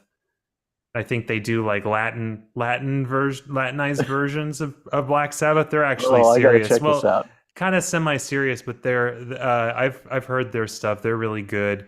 Um, believe it or not, T-Pain just released a covers album, and he did a cover of War Pigs, and it was actually really good. Ah, And he did it without the auto-tune stuff. So he just did it with his normal singing voice. He's a great singer. People forget that about him, that he was just doing the whole auto-tune thing because it was just, you know, it was unique. It made him stand out. But people thought he couldn't really sing. He can, and he does a great cover of War Pigs. Oh, cool. okay, I'm gonna check that out. It's Yeah, sort of that's he There's does a enough. sort of like 70s soul / rock version of War Pigs. interesting. Oh, I love that kind of stuff. I know there's also a band, I don't know the name of it. There's a band that actually does a jazz version of it. You know, not a fusion, but a jazz, like, like 40s, 50s jazz. Mhm. Of Black Sabbath songs, and I'm like going, "Whoa, this is kind of inventive right there," Yeah, It's there's like a jazz taking there's it. a jazz band that does Metallica. It's very well done. It's very well done, but it's hardcore, straight ahead jazz. But it's all Metallica. It's very, very, very good. These guys are very talented musicians to pull it off and make it work. You recognize the melodies and everything, and yet it's Metallica. It's really well done. Yeah, Listen I to think I saw Charles one. Bradley's. I was going to say, listen to Charles Bradley's cover of the Black Sabbath song "Changes." It's amazing. It's he turns it into a soul song. It was he's part of the whole like the Aptone Records group. So if you know that kind of sound, Yeah. classic like 60s 70s soul vibes. Uh, Such a good cover. I love it. Okay, got to check that out. Yeah. Yeah, a lot of stuff. I mean, there's even one. I think is that jazz Metallica thing. Do they have a female singer? The There's one stuff that. the stuff that I've heard is that they do all instrumental, so there's no Oh, singing okay. to it. It's Yeah, all instrumental. there's one that I saw. I forgot the name of it, and it's almost like 40s style. But Oh she wow. sings, and I think the girl comes out with her hair done in the 40s way, I know what you're and it looks talking like about. she's. Yeah, it's kind of cool. I mean, Oh, I got to check that out. yeah, it's like it's like everything has been done. Now what we got to do is mix it up. Just Mhm. combine styles together. And kind of throw people off a little bit. It's like like one of my favorite bands, IQ. When they Mhm. open up their shows nowadays, it has like this techno thing going. Because Mike, the guitarist, he's a DJ, so he has that thing going, and it's like, I mean, unless you're a diehard fan and get what these guys are all about, you'd be like, why are they playing techno? And it's like, well, because it's stirring the pot a little bit. Yeah. Mhm. Changing it up. And I it's like that. yeah, and it's like because well, I saw them in '93, but then in '94 they played up in San Jose, and all I heard is a lot of people that were hanging with them backstage. Is like, why aren't they listening to prog backstage? All I hear is like Madonna and Michael Jackson, Yeah. stuff like that. Yeah. And it's like, well, just because that's what they listen to.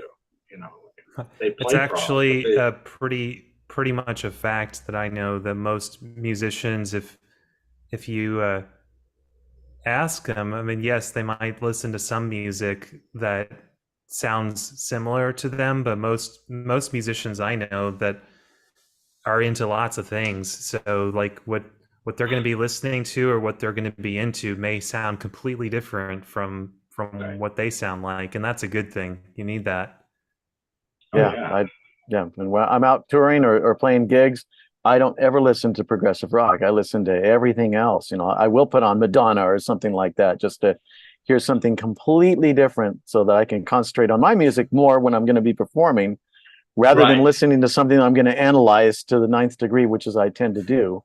And but no, I could put on some other music and listen to it and just rock out and have a good time and not be stressed about it.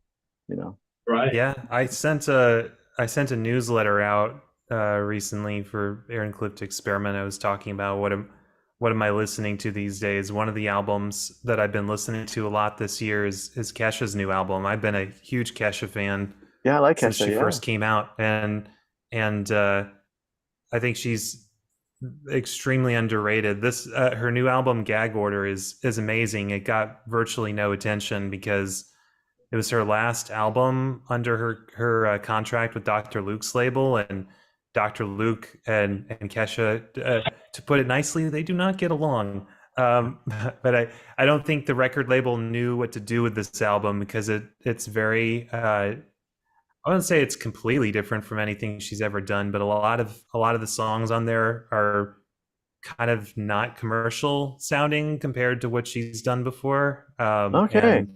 And they're super, they're very emotional.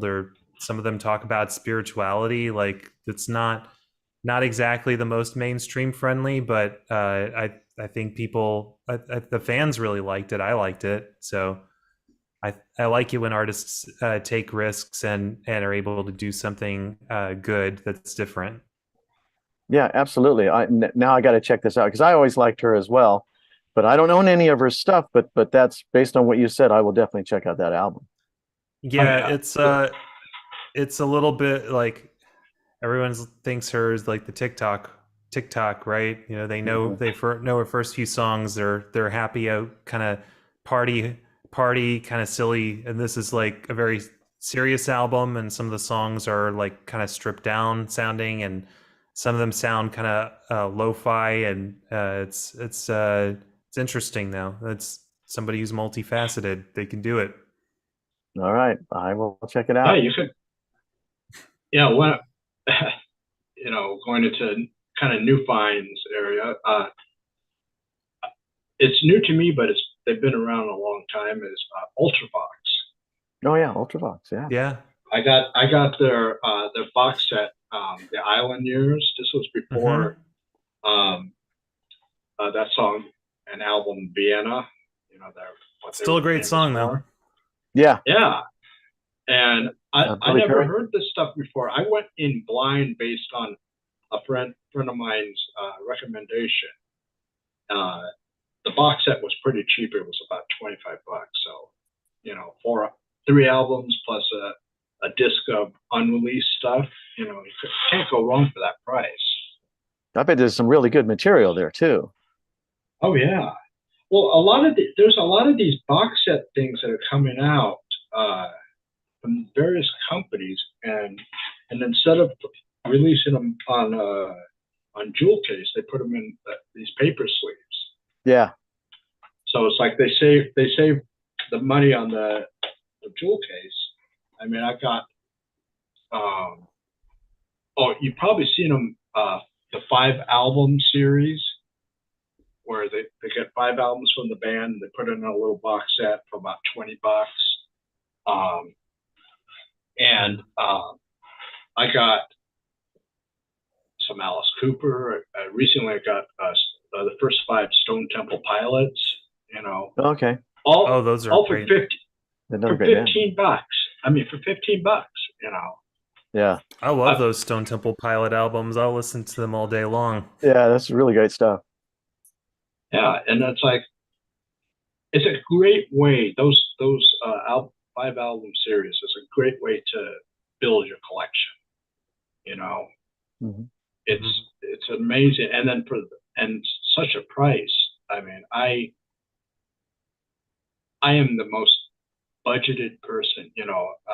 I always look on Amazon for the best price, and if it's something I like, but it's in a price range that it's like, it's out of my reach, I just put it on my list and then keep on going back to it and checking to see if price has gone down. And I had one that it was originally it was like a $25 CD, and it went down to $9.99, and I was like going, oh, I'm getting this for that. Wow. Yeah, that's definitely a buy, automatic buy.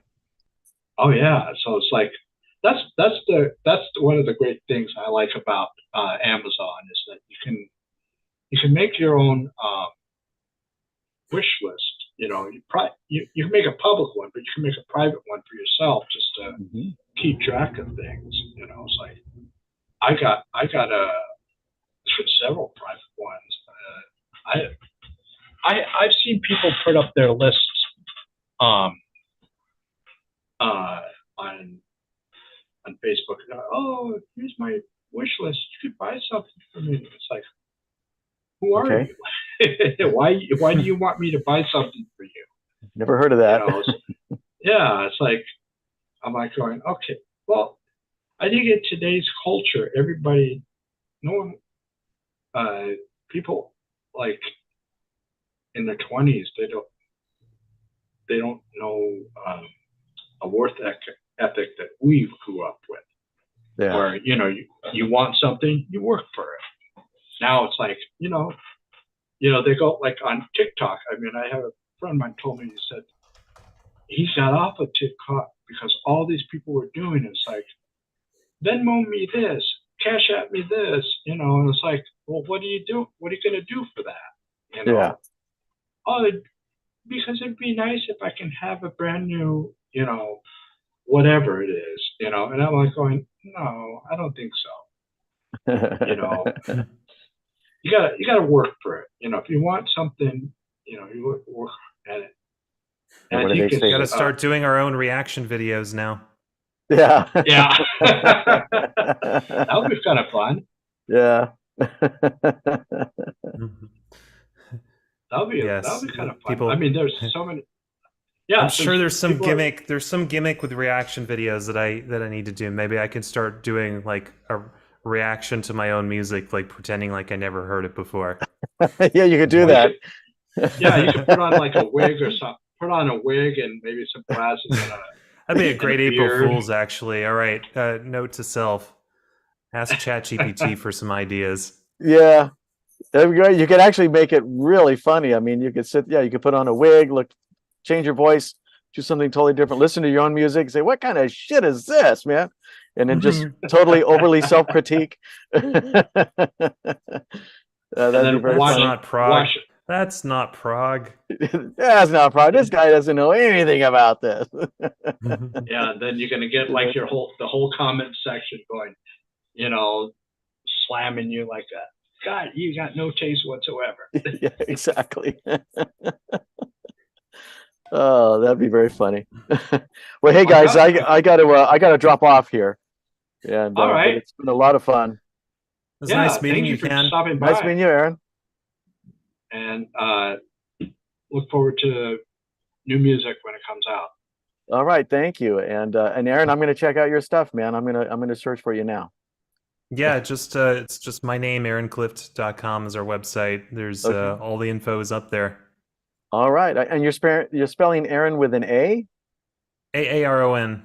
A-R. Okay. All right. Very good. Got it. All right. Yeah. Thanks, guys. All right. Thanks, Ken. See you later. All right. Take it easy, guys. Thanks, Ron. Thanks for having me. See you later. All right. Bye. So, Adam, can you hear us? He's been trying to connect. Let me chat with him. Oh, he's having trouble. Yeah, he said he's having trouble. Yeah, he's messaging me on Messenger. He's saying having trouble. Tell him to take that space helmet off. Oh yeah, space helmet. No, even now that Zoom has been going on for over 3 years. I mean, I'm sure it's before that, but on a private level, people not using Zoom for what we're doing, it still has some flaws, Yeah, sorry, I'm muting myself because my dog's just barking in the background. There's your flaw right there, right? Yeah. Well, he wants to talk too.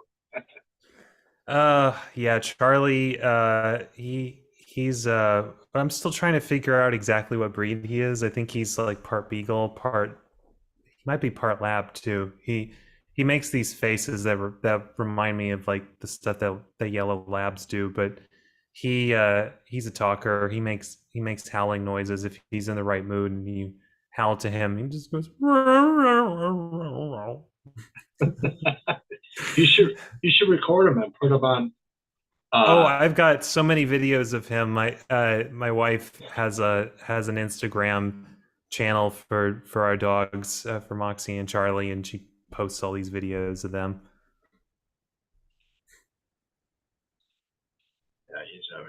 trouble. He can't even hear us. Bummer. He sees us, but he can't. I don't think he can hear us. But I just said, Zoom. It's probably Zoom. Most likely. I mean, still they're probably still kind of working out the technology of trying to, do live feeds. Getting on from different parts of the world. I mean, I remember one time, I think it was last year, one band that I had on, and one of the members, he was coming right out of Scotland. The rest were in London, and he was out of Scotland, and he was having the most hellish time trying to connect. And he was on an iPhone, and he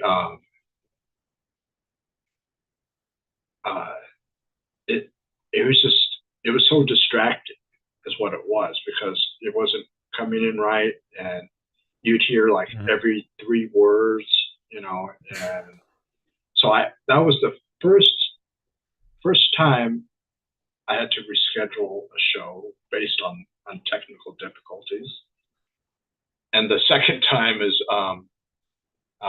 when I was interviewing this Russian singer. Her name is DKG, and I got kicked off my own show, my own feed, and she was looking around. Where is he? Where is he? And so I guess she was for about 15 minutes entertaining. And I was trying to figure out what the hell's going on here.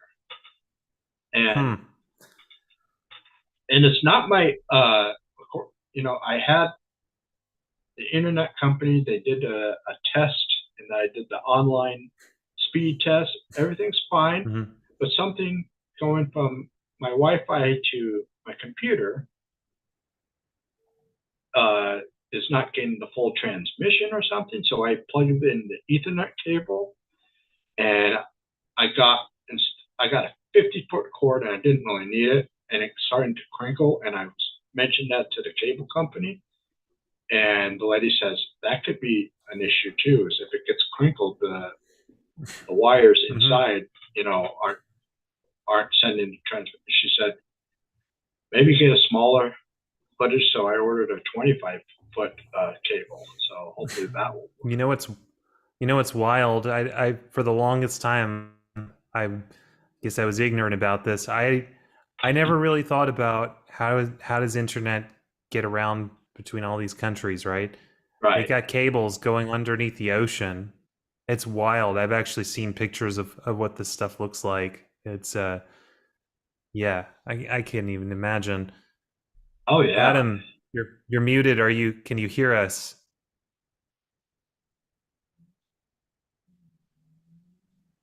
Now he's unmuted. Nope, muted. Yeah. I don't hear anything from him, but I don't either. Yeah. There he is. Can you hear me? Yes.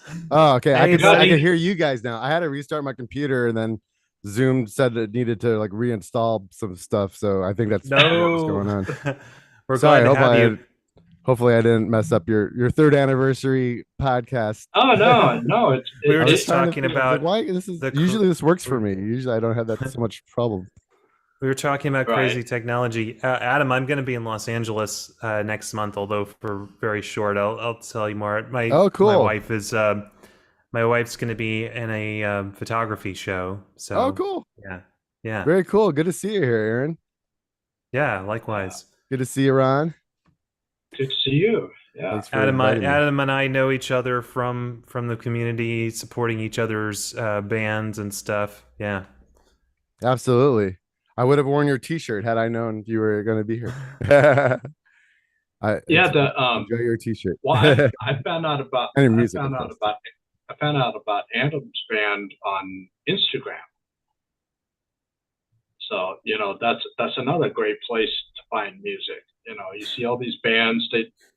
Whenever you go and check people's stories, and then they have the little friend suggestion, and I saw Lovate Scarp there, and I'm like going, that's an unusual name. I'm going to click on that and see what they're all about, because it shows you know, other friends that are mutual friends. So I was like, well, something must be going on here. So I click on it and then listen to some of the music. And I was like, yeah. So I've had Adam on twice, and Yeah, you had me on and you had the band on a couple of times too, I believe. yeah. Yeah. So it's Adam, you and I connected years ago. It was like in 2012. I think you were Sure. one of the first people to follow me on, well, whatever they call it nowadays, X, no, Twitter. Yeah, because I Oh, remember yeah. we were releasing music around the same time and they were It's playing when our stuff on. your first album came out then. Yeah. Mhm. So I've you're one of my friends in the community that feel like I've known forever, but haven't seen in person yet. So Exactly. Yeah, if yeah. you're in LA, you know, we'll try to work it out. Maybe we could grab a lunch or something. If you Yeah, know. there's the show's gonna be I've looked it up. It's a venue just north of Chinatown. So Okay. yeah, in And that area. when are you going to be around? In a month I'll send you details. Okay, But cool. yeah, I haven't been to LA in like 15 years. Oh, wow. Cool. Yeah, please do. Yeah, and you live in Austin, is that right? Yep. Yeah, Yeah. cool. I've never been to Austin. I've been to Texas, It's but I've never been to Austin. I know it's it it's supposed to be a pretty cool city. it's become kind of a mini California in many ways, but Yeah. it's still yeah, with better barbecue, if I'm being honest. Yeah. Yeah, I've been to yeah. We Houston had and Dallas but yeah. I think Adam, you might know this place. I don't know if it's still there. It's in North Hollywood. It was called Dr. Hoggly Woggly's Texas Yeah, Barbecue. yeah, Poggly Wogglies. Yeah, some Yeah. weird ass name. And Yeah, it's up in North Hills, I think technically, or Panorama City, like around there. yeah, that they area. kind of Yeah, they yeah, kind of changed the city zones and everything. But yeah, my dad used to take us there all the time, and yeah, that was messy. That stuff yeah, was messy. yeah. But they were legit. Like, Mm. because I'm from Chicago, and like we do barbecue ribs pretty well in Chicago as well. So I was like pretty impressed with the quality of the Yeah, ribs and the barbecue sauce at the Poggly Woggles. yeah. You Awesome. were saying 15 years for you. It's almost been that much time since I've been back. Last time I was back was in 2012. Okay. Um, I want to come back, but the plane tickets are so damn expensive, and Oh yeah. then to find a decent hotel, you know, because I have some family out there, but they're more going towards San Bernardino area. Okay. You know where West Covina is? Sure. Yeah, out that way. That's where they are. And then I got a lot of friends that are in the actual LA San Fernando Valley. You know, because I was originally from Glendale. Oh right, that's right. And I think in Southern California, I lived in 3 places: Glendale, Santa Monica, and then Pacoima. Okay. And then I said goodbye. Yeah, and Maine. I've never been to Maine either, so I need to. Well, man. I was Maine is beautiful, but very cold in the winter. very cold. I'll bet. It's been in the at night. It's been in the 30s, and Okay. morning it's been in the 30s. Okay. And we're only in November, Right. so it's like February, January, and February. Ugh, forget it. I haven't Yeah. been to Maine in a long time, and the last time I was there was probably when my great aunt and uncle lived in Lewiston, and of course now Lewiston is in the news for the wrong reasons. But Right. yeah, I went there in the summer. It was pretty nice. Yeah, even we were on most of the stuff here in Bangor was in shelter in place, you know, because we didn't know if the guy was going to move up this way. So it's like, and that's about an hour and 45 minutes. Tonight. Hour and 45 minutes away from me. Yeah. You know, so you just get on that. It was I-95 and you can go anywhere, almost anywhere in My the girlfriend, state. everybody. Hey Diane. there. Hi. Hey, Diane. Just remind me about the time change. There's a time change. I don't know if you guys don't do time changes, do you? Over We in do. Maine? Yeah. Texas Yeah. does. Oh, Maine does too? I guess so, huh? Yeah. You're thinking of Arizona. They're Oh, the ones. Arizona. They're the That's odd ones right. out. Yeah. So I guess we're always like we're 2 hours apart from Texas and then 3 hours apart from Maine. Yeah. Always. Yeah. Yeah. People in Arizona said, "Hey, we're on the correct time." Yeah, right. Yeah, exactly. They're like, we're not gonna But change. You guys change. there is, I was mentioning earlier, there is a nice arena here. Actually, there's two of them, an indoor and an outdoor. The outdoor one is right by the river, and they have riverfront concerts there. It seems to be mostly country stars, and then they go. They have some pop stars, and then they go. There's a little festival, and it's an extreme metal. I mean, like it's like you're going from one spectrum to the other, and it's like nothing else in between. And during that shelter in place thing, that Friday the 27th, when they finally caught him, but Brit Floyd was playing downtown and here in Bangor. Oh, wow. And supposedly they're one of the better Pink Floyd tribute bands in America. Yeah. So, and I was like, oh, damn, I missed that. I didn't have the money for it, but then also missed it because of some asshole that decides to terrorize our state, you know. Yeah, that's crazy. Yeah. Man. Yeah, I was thinking about you. But we got, you know, it's the Cross Center, then it's the waterfront thing, and then there's downtown, there's this little club that just recently advertised that Bangor has a metal scene, and I didn't realize we did. You know, it's Wow. like, holy. They And always it's a seem to nice be little prevalent. theater. All the metals, like the big metal scenes, always seem to be prevalent. Like where there's like lots of snow and it gets like super cold. Like they just love their metal for some reason. I don't know. Yeah, yeah. It's like, Yeah. it's perfect. I guess it's perfect for that because then you get all the dreary sounds. Yeah. You know, a lot of down tuning and sounds like, you know, all this doom and gloom and. Oh yeah. But yeah, Yeah, it's hard for me. As long as it's not screamo, I'll listen to it. As long as there's like melody, like in the lyrics. Yeah, like yeah, that's what I was saying earlier. I said, I'm fine with that. But yeah, as soon as something turns into screamo, like I just can't. I can't deal with the Cookie Monster vocals. Oh, I know. I mean, I like the more melodic metal stuff. Yeah.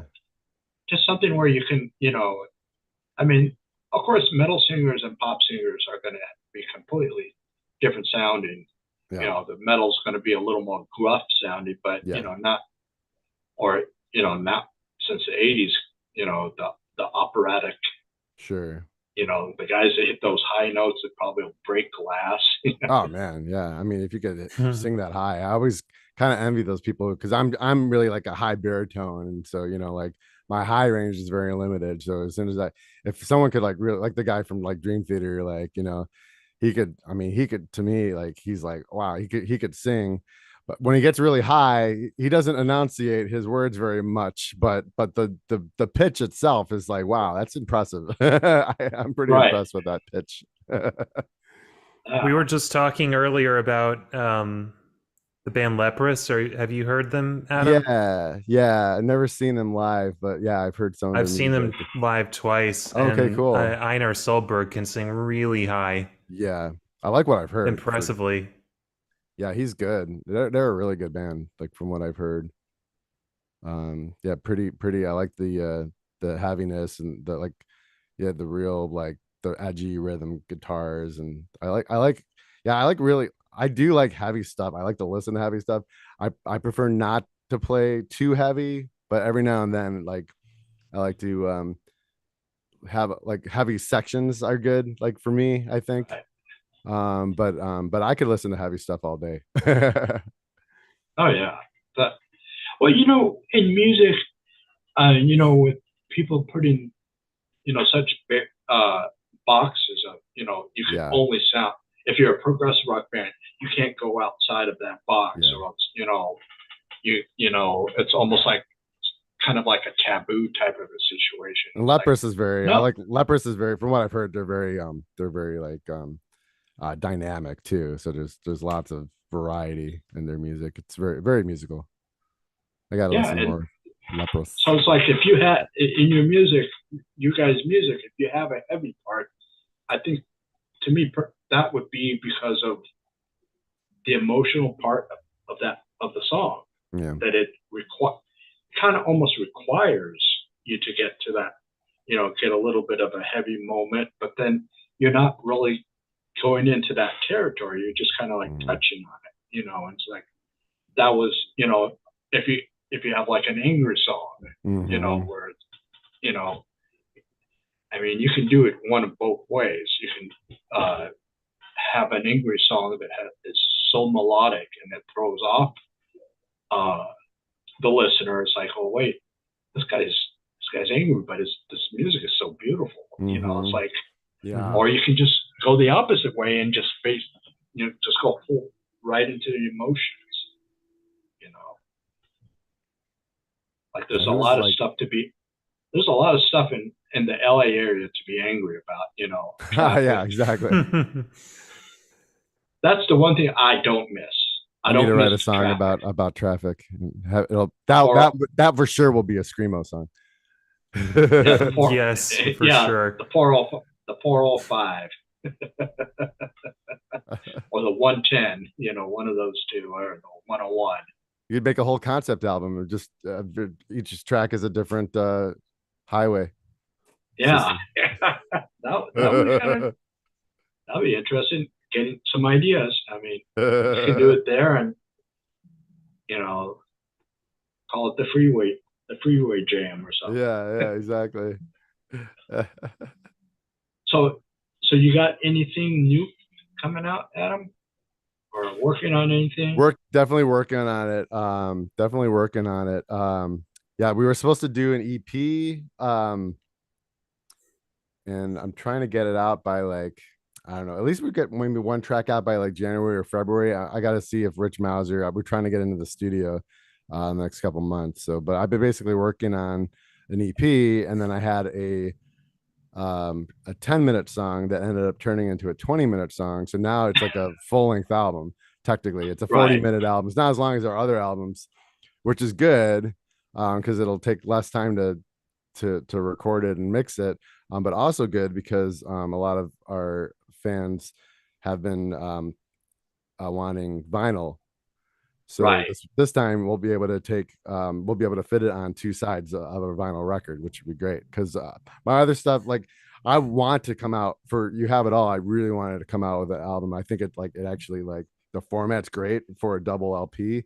It's just expensive because it's like $50 a unit, and not much in terms of like a profit with that one. But eventually I want to come out with a record for that. But this one we could just do a single double-sided record, and and I think that'll work out really nicely. Have you noticed on especially Facebook, when people are coming out with a new album and they say it's going to be on digital and CD, and then people have a piss and moan thing, why isn't it on an album? And it's like I had to, based on what I've heard, I had to tell one guy, I said, look, do you know how expensive it is to do the vinyl compared to a CD nowadays? And then also, I don't know if the pressing plants are back on schedule or not, but because of they're COVID, getting better. They're getting better. You definitely don't have to wait like 8 or 9 months like you had to do like a few years ago. Now it's about 3 or 4 months, I think. Still, it's kind of long. You still have to plan ahead accordingly, but that's another thing. Waiting time, and then expensive to ship, especially international. I mean, Yeah, it's just like unless you have like a distributor, it's much better to um it would be much easier that way, you know. And even like our CDs, like we don't really have it's hard to find a lot of our CDs in Europe because you know it's hard just to get them out, you know. And Oh yeah, Costs it's expensive. $20, almost $20 to send one CD yeah, these days. it's crazy, man. Yeah, and I Yeah, get that's people that send me a message from Bandcamp like, "Why is it so expensive?" And they're like yelling at me like, "I don't know. I'm sorry. It's United States Post Office. I don't control the prices. I'm sorry." right. That's the one thing. It's like I'm ordering something from a band on Bandcamp that, let's say, it's in England or Europe. It's like you want it so bad, but then you go and see the shipping costs, and it's like it's almost the same price as the actual CD. Yeah, And so it's like your budget for that month just gets smaller right. because you can only afford to get, you know, instead of getting like maybe some people can get like a half a dozen to a dozen CDs a month, but if they run into that, it cuts their budget in half. Yeah, there's great places out. I mean, I love you know, Just for Kicks out in Germany, you know. Yeah. Did you ever deal with those guys, Aaron? Just for Kicks? I did, yes. I was talking to somebody about this the other day. I like yeah, I like the idea of that. I'm looking for a solution where I can drop ship stuff to people in Europe so that there's we're not dealing with a middle person for distribution.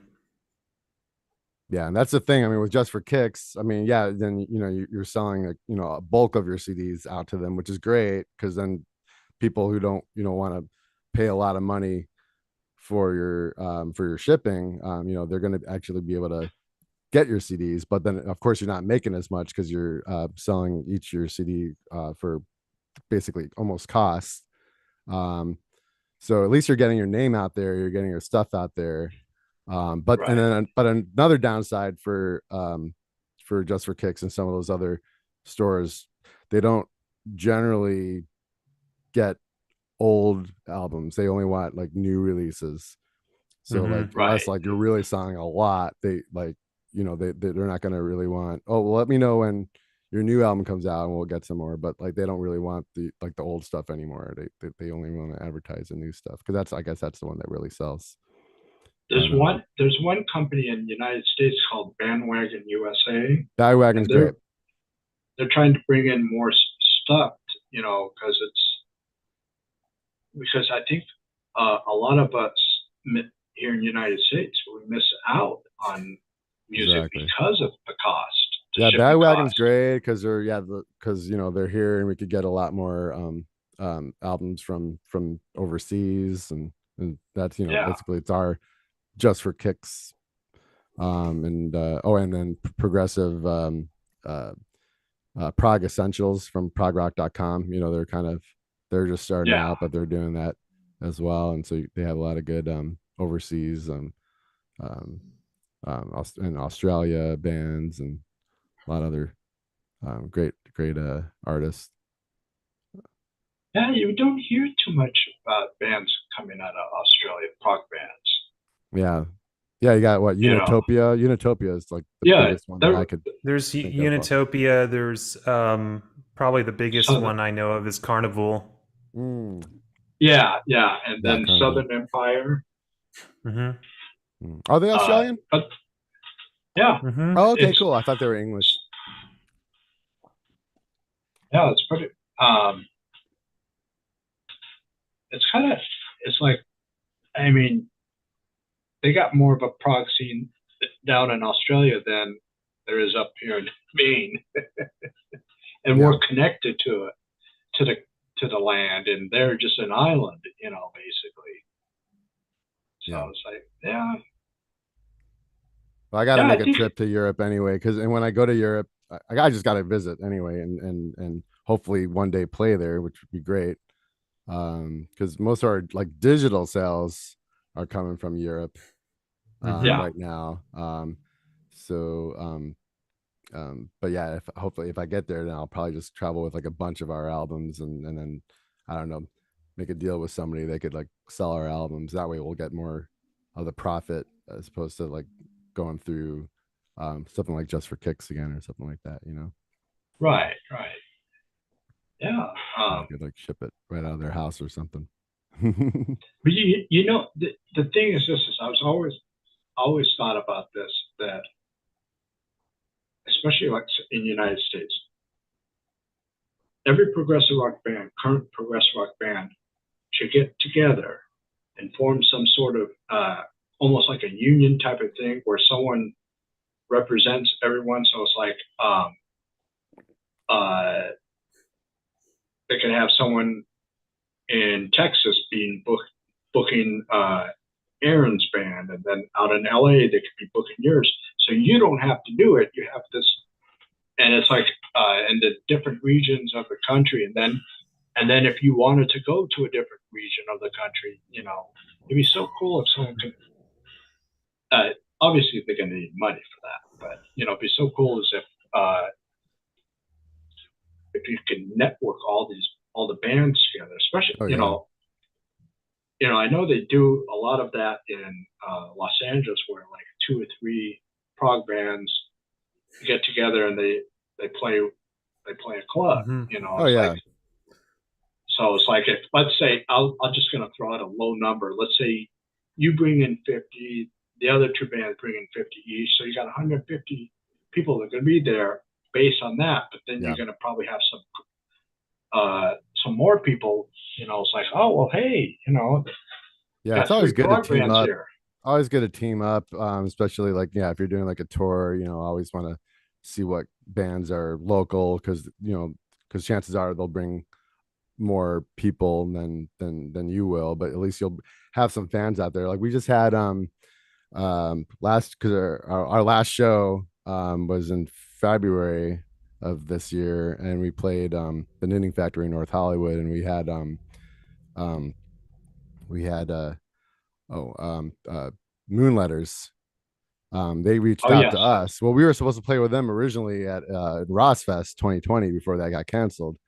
And then, but Moonletters they were doing their first tour ever. So they reached out to us and they're like, "Hey, you want to do a show?" And so yeah, so that was cool. So we got to do a show with them and another local band, and we brought and it was a Monday, so we weren't expecting a lot, but we had a good amount of people. We had about maybe like 80 people in the place. yeah, That's that's good. pretty. That's good. You Yeah, and then we had a show with plan these things like yeah, events, you know? exactly. Yeah, and then when we got connected with a couple years back, before that was the show we did before COVID all happened. And then that we did that in the theater, is rented a theater, and they asked us to open for them. So that was a really cool show, and that was a sold out show. It's only like 100 seats in the house, I think. So, but that was a fun show because it was like our night. I think Yeah, it's that always those good to. kind of shows. I Oh, think sorry. those kind of show. I think those kind of shows for bands such as yours, you know, the more intimate things, you can actually uh, get the vibes off the audience a lot better because they're all right there, you know, Oh and yeah. they're paying attention to you. You know, Oh yeah. unlike in big concerts where everybody's got their phones up, and you know, I forget a friend of mine. He had to videotape some guy in front that was aiming his phone and recording where there was no one on stage yet. The guy was just recording that. And it's like, Okay. what, you know, and he was like going, you know, what the hell? What are you doing, man? I mean, He by was just doing recording that, an you empty can, stage. yeah, an empty stage. It's like, Yeah. unless you were trying to, you know, you're a booking agent and you wanted to get your band up there, you know, or something. But I think with that with people having the phones out, I mean, hey, that's great that you can bring home a document of the show. Yeah. But then, did you actually enjoy the show? Yeah. Yeah, I try to do like maybe like 1 minute, or if there's a song I really like, maybe I'll do like 3 minutes of video, but I try to get my phone down as much as possible. But yeah, just like a Oh yeah. couple steps here, a couple steps here. I was at the Yes show a couple days ago, and I tried to like resist the urge. I was like, oh, I kind of want to record it. And I was like, no, no, no, I'll just let me enjoy that, really enjoy the show. I did take some videos, but for the most part, I was more well behaved. I was in the first row balcony though, so yeah, there was no way like, I mean, there's nobody like in front of me. So yeah, I Oh could yeah, kind of that's hold my phone kind of low, not to bother anybody, but for the most part, I just wanted to enjoy the show and just kind of be there in the moment. I prefer to watch a show that way. with me. Even if I wanted to pull out the phone, I wouldn't know when. I would miss an opportunity. Something as I was like, I just think I would just keep my phone hidden and just enjoy the show. But then again, I'm an old fogey, so Yeah. There's definitely too we many phones out. I like when yeah. like King Crimson. I like when when you go to a King Crimson show, they'll say we don't want to see no phones, and people are, Yeah, for the yeah, most part, they're pretty respectable Hmm. when it comes to that at a King Crimson show. At the oh Yes yeah. show, there were a bunch of phones out, but it wasn't too bad. It wasn't too bad. Well, that's cool. Great show, by the way. I don't know if you guys got a chance to see Yes during their tour, but it was really great. I saw them As I said, in 1999 and 2000. Oh wow. In 2000 was when they did their Masterworks tour, and that was when they took suggestions from people on what to play. Wow. Yeah, it oh, was a it man, yeah, it was great. There was some stuff I hadn't heard for a while, and then the set list was really cool. It was very unique. Yeah, I didn't expect to hear anything from the new album. They played one song from the new album, Mirror in the Sky, and um they played a song from The Ladder, which was very surprising. Machine Messiah, and a oh, couple of really old Wow. school songs. Played and yeah, it was and then they did a Tales from the Topographic Ocean. They did a 20-minute medley, so they did like from all four Tales from the Topographic Oceans, and they played a lot, including a lot of parts that they haven't like played for 30 years or something like that. I I enjoyed it. It was kind of like a mega mix of stuff, and there was some kind of harsh right, edits, and I was like expecting one piece to go to the next, and then or that it just kind of like changes up on you. So it was kind of like it was a little weird for me. I actually would prefer if right, they just maybe just chose uh revealing science, or just like, just choose one uh right. big track and Yeah, not do the mix. But other than that, but it was still cool to hear those parts, and they played it really really well, and the sound was mixed great, and everything performed was, I mean, it was just awesome, and it was tight, and John Davison sounded incredible. Billy Oh, Sherwood that's was cool. amazing on bass, and um tempos were good. And Steve Howe, just, I mean, he was great. I mean, everybody was great. Even Jeff Downs, and then Jay on drums. He was so good. I was I was actually supposed to see yes back in on the 90125 tour. I bought the tickets for me and my friend, and he had the car to go. I think it was at the Forum or something. I'm thinking that's where they were playing. And then at the last minute, the day of the show, he says he got grounded. He couldn't use the car. I'm Oh like no. going, so what? And and Got a stupid taxi. me, stupid me, I didn't get his money for the ticket, Oh. But then back then, the tickets I think were like around 20 a piece, including the fees. And I was like, going, now what do I do? So I had the tickets with me at school, and I was like, all right, now what am I going to do? So, back then, I said, okay, I got to sell these things because there's no way I'm going to get down there, and I don't know where to sell them. And then all of a sudden, these two hippies come up. One of them had a Yes shirt, and I go, "You want to go to Yes tonight?"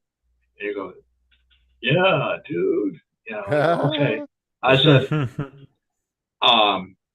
these things cost me 20 a piece, but you know, take them for 30, both of them. You know, just I'll take a $5 loss. You know, he goes, oh, cool, and pull out a very smelly tin and a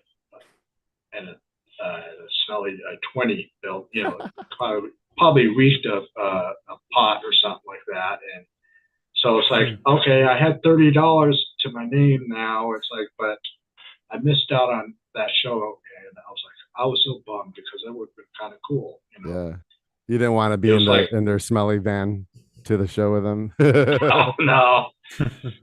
I'll make you a deal. I mean, here's okay, a free back then ticket for in the a ride.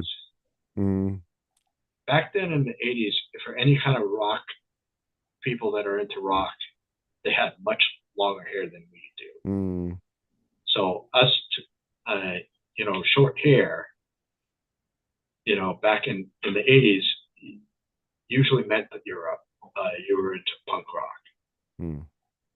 So yeah, I think I remember seeing some pictures of you with long hair. I think you posted some recently. I remember I was like, oh my God, he's got hair. Yeah, I got hair, and then it's like, then I went to this. You know, but no, I didn't have back in high school. I didn't have long hair. It was always short, and then it's just recently, like in the past 10 years, I grew it out. Just what the hell, you know, got nothing better to do, you know.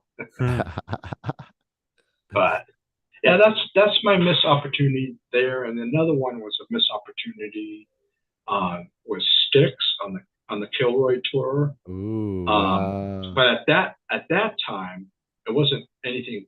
I mean, my cousin and I got to the venue on time and everything, and all of a sudden, someone came out and says, "We're gonna have to postpone the show. We're not sure when because Tommy Shaw broke his arm."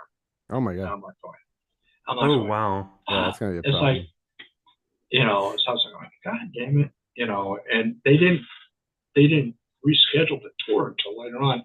So they were giving the full refunds, including the fees, because that was their fault. So, you know, if it's their fault, they I don't know how they do it nowadays, but you know, it was like they refunded the whole price. And you know, I think those were my two big band missed opportunities. I mean, in the 90s, I saw bands like Metallica, Queensryche. In the 80s, I did see Iron Maiden once. I wish I could see them again because they put on a great show. Iron Maiden was my very first concert ever. It was Anthrax. Really? Oh, wow. Anthrax opening up for Iron Maiden. Yeah, I was in 8th grade. It's like when I saw Soundgarden. That was my first concert. Oh, cool, nice. Mine goes back. My first concert. It was that very same year as that Almost Yes concert for me. The band Berlin, Berlin and Talk Talk. Oh, okay. Over at the Greek Theater. Oh, sure. And again, I mean, that was my very first concert experience, especially by myself. And my mom dropped me off at the front of the Greek Theater and then went in and she says, call me when it's done. Back then, you know, payphones, you know, you didn't have your cell phone to, and 5 rows in front of me, I was smelling something funny. Now, I never smelled that before. And then it's like, I don't know where I heard it from, but someone was like, going, yes, they were smoking pot. And I'm like, going, okay, that stuff actually stinks. You know, whatever. Yeah, back in the day, I'm sure it was very skunky. Yeah. Now the quality is a little better. yeah, now it's like a designer. It's like Yeah. we went from, we had regular jeans and then went to designer jeans. Now we're going from regular stinky pot to all this perfume flavored stuff. It's like it's amazing now that how the times have changed. It's like everyone seems to be a little more open about if they do smoke. It's like it. A friend of mine said it's almost like it's like a badge of honor for them. Yeah. It's like, yeah, well, they did it in the generations before. It's like, well, how do you say fuck the generation before? Do Yeah. something They're like, original. we did it when it was cool, before it was legal. Yeah, they did. Yeah, I had a lot of friends that were into that. One of my friends in North Hollywood, they just moved out there out of their parents' house, and they had a big party. They had a band. It was a three-piece, bass, keyboard, drums, and I was amazed that their neighbors allowed them to play their music until like almost like midnight. The neighbors didn't give a shit, North Hollywood, I guess, and I went into looking for one of the bathrooms in the back house, and I smelled something that smelled like burning tires. And I asked my friend, I said, what's this about? And he goes, oh yeah, they're probably smoking some sort of crack back there. I'm like going, seriously? Okay, the pot smoke smells bad. This stuff smells worse. Oh yeah. And it's like, but it was almost like those things were done almost in secret, and nowadays it's done almost publicly. Yeah. I guess because of being legalized in most places. Yeah. I mean, I think technically most places you're not legally supposed to be smoking like on the streets, but it's supposed to do it in your private residences. But people do it all the time, and no one. I mean, I don't hear of anybody getting arrested for smoking pot on the street. No, that never happens. And I'm kind of glad in a way it is, because then kind of you kind of get rid of that shady haired guy on the corner selling the stuff, that who knows if it's laced with something else, something dangerous, So it's like, at least now it's a little more safe, right? But that's true. Yeah, stronger, safe but stronger. So yeah, you got to watch it. How many gummy bears you eat. Most places are more they're labeled. Don't consume over a certain amount, or else you're not gonna what happens. Oh yeah. Yeah, I've been there, done that. That's for sure. Yep. Guys, I gotta run. I gotta be All somewhere right. soon. Aaron, so good to see you, man. Yeah. Thanks for stopping by, Aaron. I appreciate it. Thank you guys so much. Thanks, Ron, for having me on again. And hope you guys, if I don't talk to you before then, have a great Thanksgiving. You too. All right, I'll catch you guys later. Sounds good. Right. Take care. See ya. Bye. Bye. Bye. Yeah. So it's just you and me now, huh? Yeah. I'll probably have to run in a little bit, but I'm good for a little bit. Yeah. Who was here right before I got here? I saw someone up there. His name Ken Jaquess. He was in a band. Originally, the first time I saw him was Atlantis, and then they disappeared. And K2. Oh yeah. I've heard of K2. He's in that, and then he has a couple side projects that he's doing, and then a friend of mine, Alex, who he helps me out with doing, the discussions, like favorite band types of discussions, which I'm kind of opening that up some more next year. I got things lined up, and I was thinking of doing one discussion, which would be kind of interesting, is music albums that inspired you, whether as a musician or as a fan, Mm. you know, music wise, you know, what inspired you? What was like a, you know, maybe like a musical epiphanies and stuff like that, you know, where Mm. you know, something, albums that go back to your childhood and up to current days, you know, something that just hits you so strongly, Yeah, that'll be good. I you know. definitely had many of those moments. So yeah, make sure Yeah, you yeah. invite me to that I have a list discussion. on my computer Yeah, of at least 30 albums over the years that actually really, you yeah. know, influenced how I listen to music. Oh yeah. Well, You for know, sure. And then yeah. like I mean, especially with Yes, I had epiphanies with Yes and epiphanies with Spock's Beard, and each one of them had a different level of Oh yeah. inspiration as far as oh, I should form a prog band and make this happen. Like each one was like, oh my God, people are listening to Well, this stuff, let's make it ever happen. since ever since I was about 14 years old, I wanted to listen to something different, but I didn't. You know, back then that's 1980, so it's way pre-internet. You know, and you just base things on, you know, Circus Magazine or Hit Parader or Rolling Stone.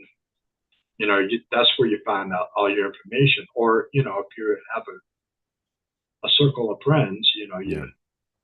you find it out that way. But I always wanted something a little different, uh, and I guess a friend of mine noticed that, and he got me on my 14th birthday. He got me Rush Permanent Waves.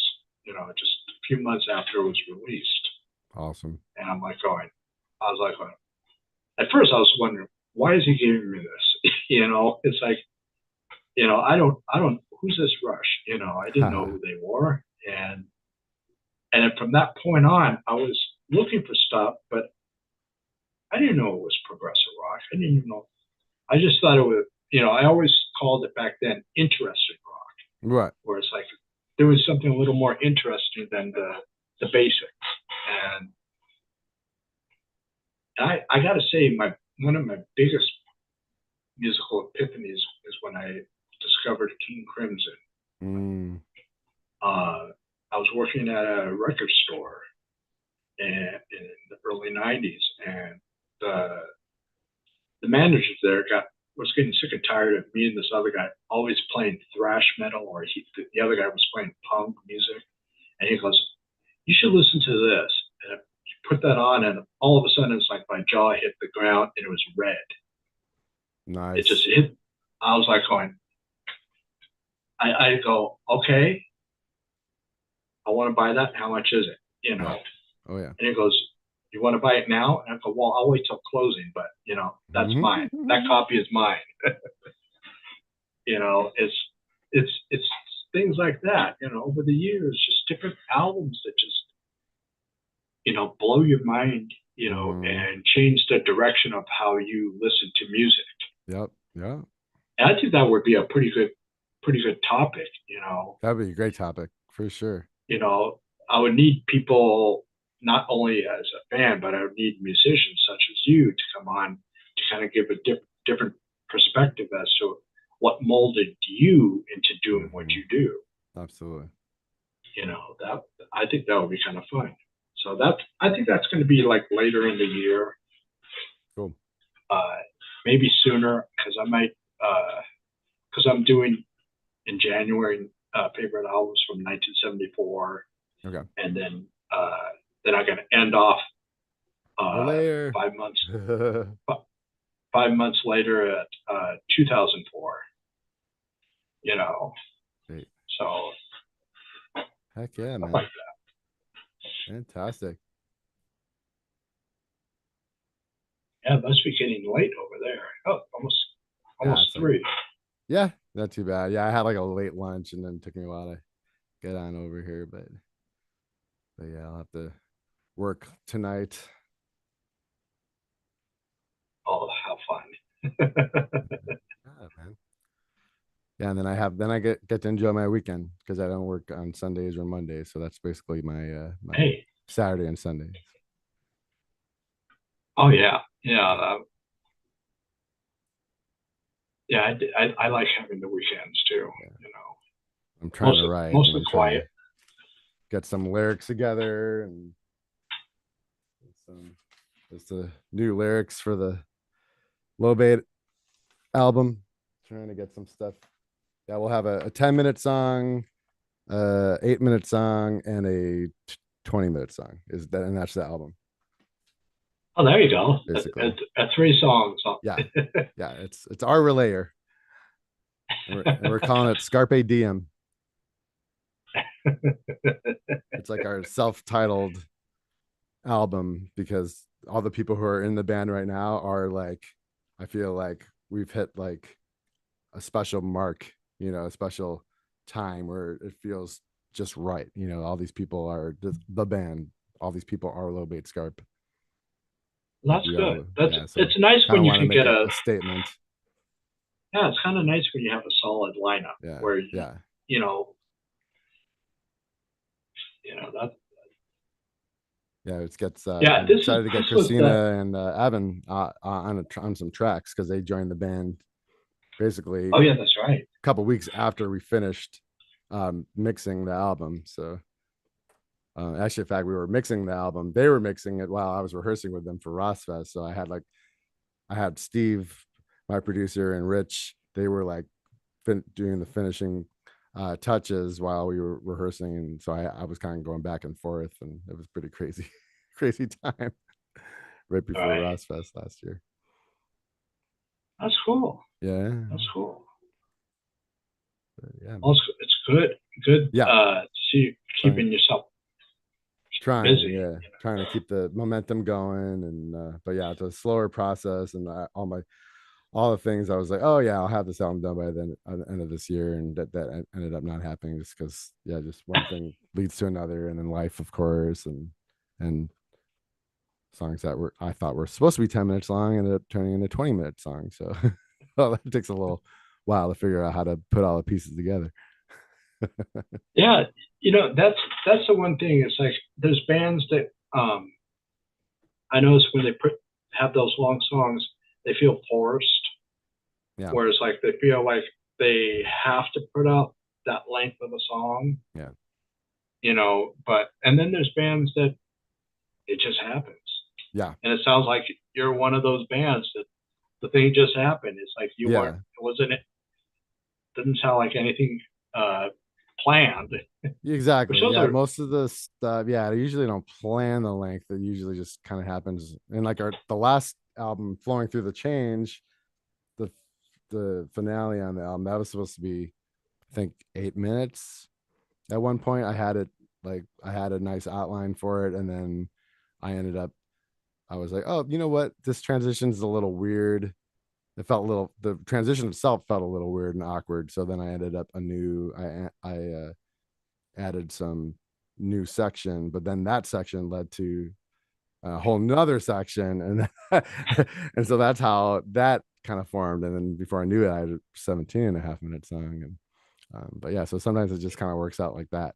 It wasn't my intention, but yeah, I mean, I do like long songs, but I try to write shorter prog rock songs around 6-7 minutes in length. That's usually what I aim for. Right. Yeah, it's just, in fact, like, because with the intro and then like your normal verse, chorus, and then like maybe a bridge and maybe one more section in the middle, and then you have to have a guitar solo and a keyboard solo, of course, maybe a violin solo. Yeah. Maybe a bass solo, so yeah, so probably it's going to be 7 minutes, 7.5 minutes, most likely. Yeah. Just snowballs down the hill, Yeah, exactly. Bigger and bigger and bigger, Exactly. Well, Ron, I got to get moving. Thank you so much for inviting me. I'm glad I finally figured out that I had to reinstall my Zoom. I had to update it, I guess. So yeah, I guess if you don't use it that much, that things like that happen if you don't use something. Yeah, it had been a while. So All right. Well, All right, thanks sir. for stopping by. Absolutely. I And happy appreciate it. third anniversary. All right, Congratulations. thank you. And yeah, Thank looking you. forward to more discussions on Prague and miscellaneous stuff like Yeah, that yeah. in the future. All right. Well, you take it easy and All right, you too, for the buddy. rest of your day. Thanks a lot, man. You too. All right. Have a good one. Bye. Bye.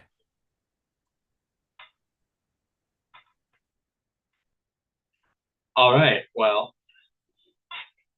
um, that was my third anniversary show. I didn't really have it too much planned. I just wanted some people to show up and just chit chat and just kind of like what you do at a celebration. And so I'm going to, like I said, next on November 11th, I'm going to have John Busby of Land of Chocolate here. And then November 18th, I'm going to have Steve Babb of Glass Hammer. And then the week after, I'm going to take a break. And then on December 2nd, I'm going to come back with a discussion of favorite albums of the year 2003. And I'm trying to book some more shows, at least two more shows in December, and then just close it off on the 30th with kind of like a end of the year special. I'm gonna primarily keep it a solo, just myself, and I'm gonna talk about maybe 10 or so favorite albums that were released this year. And maybe throw in a couple of reissues and such, just to just end out the year of stuff favorites, not necessarily best ofs, just favorites. Something that I listened to a lot over this year, and I might even also include uh, stuff that I discovered, things that I never heard before, and it's just new to my ears. So might include some of those too. But thank you, everyone that watches. I'll do the thing that YouTubers like to say is, like, subscribe, comment, maybe down below comment on new music that you got. What can you recommend? And if you're a band, tell me your experiences, writing process and such, and I'll take a look at the comments, and I might reach out to you and get you on a live conversation series. So until then, take care and have a good one.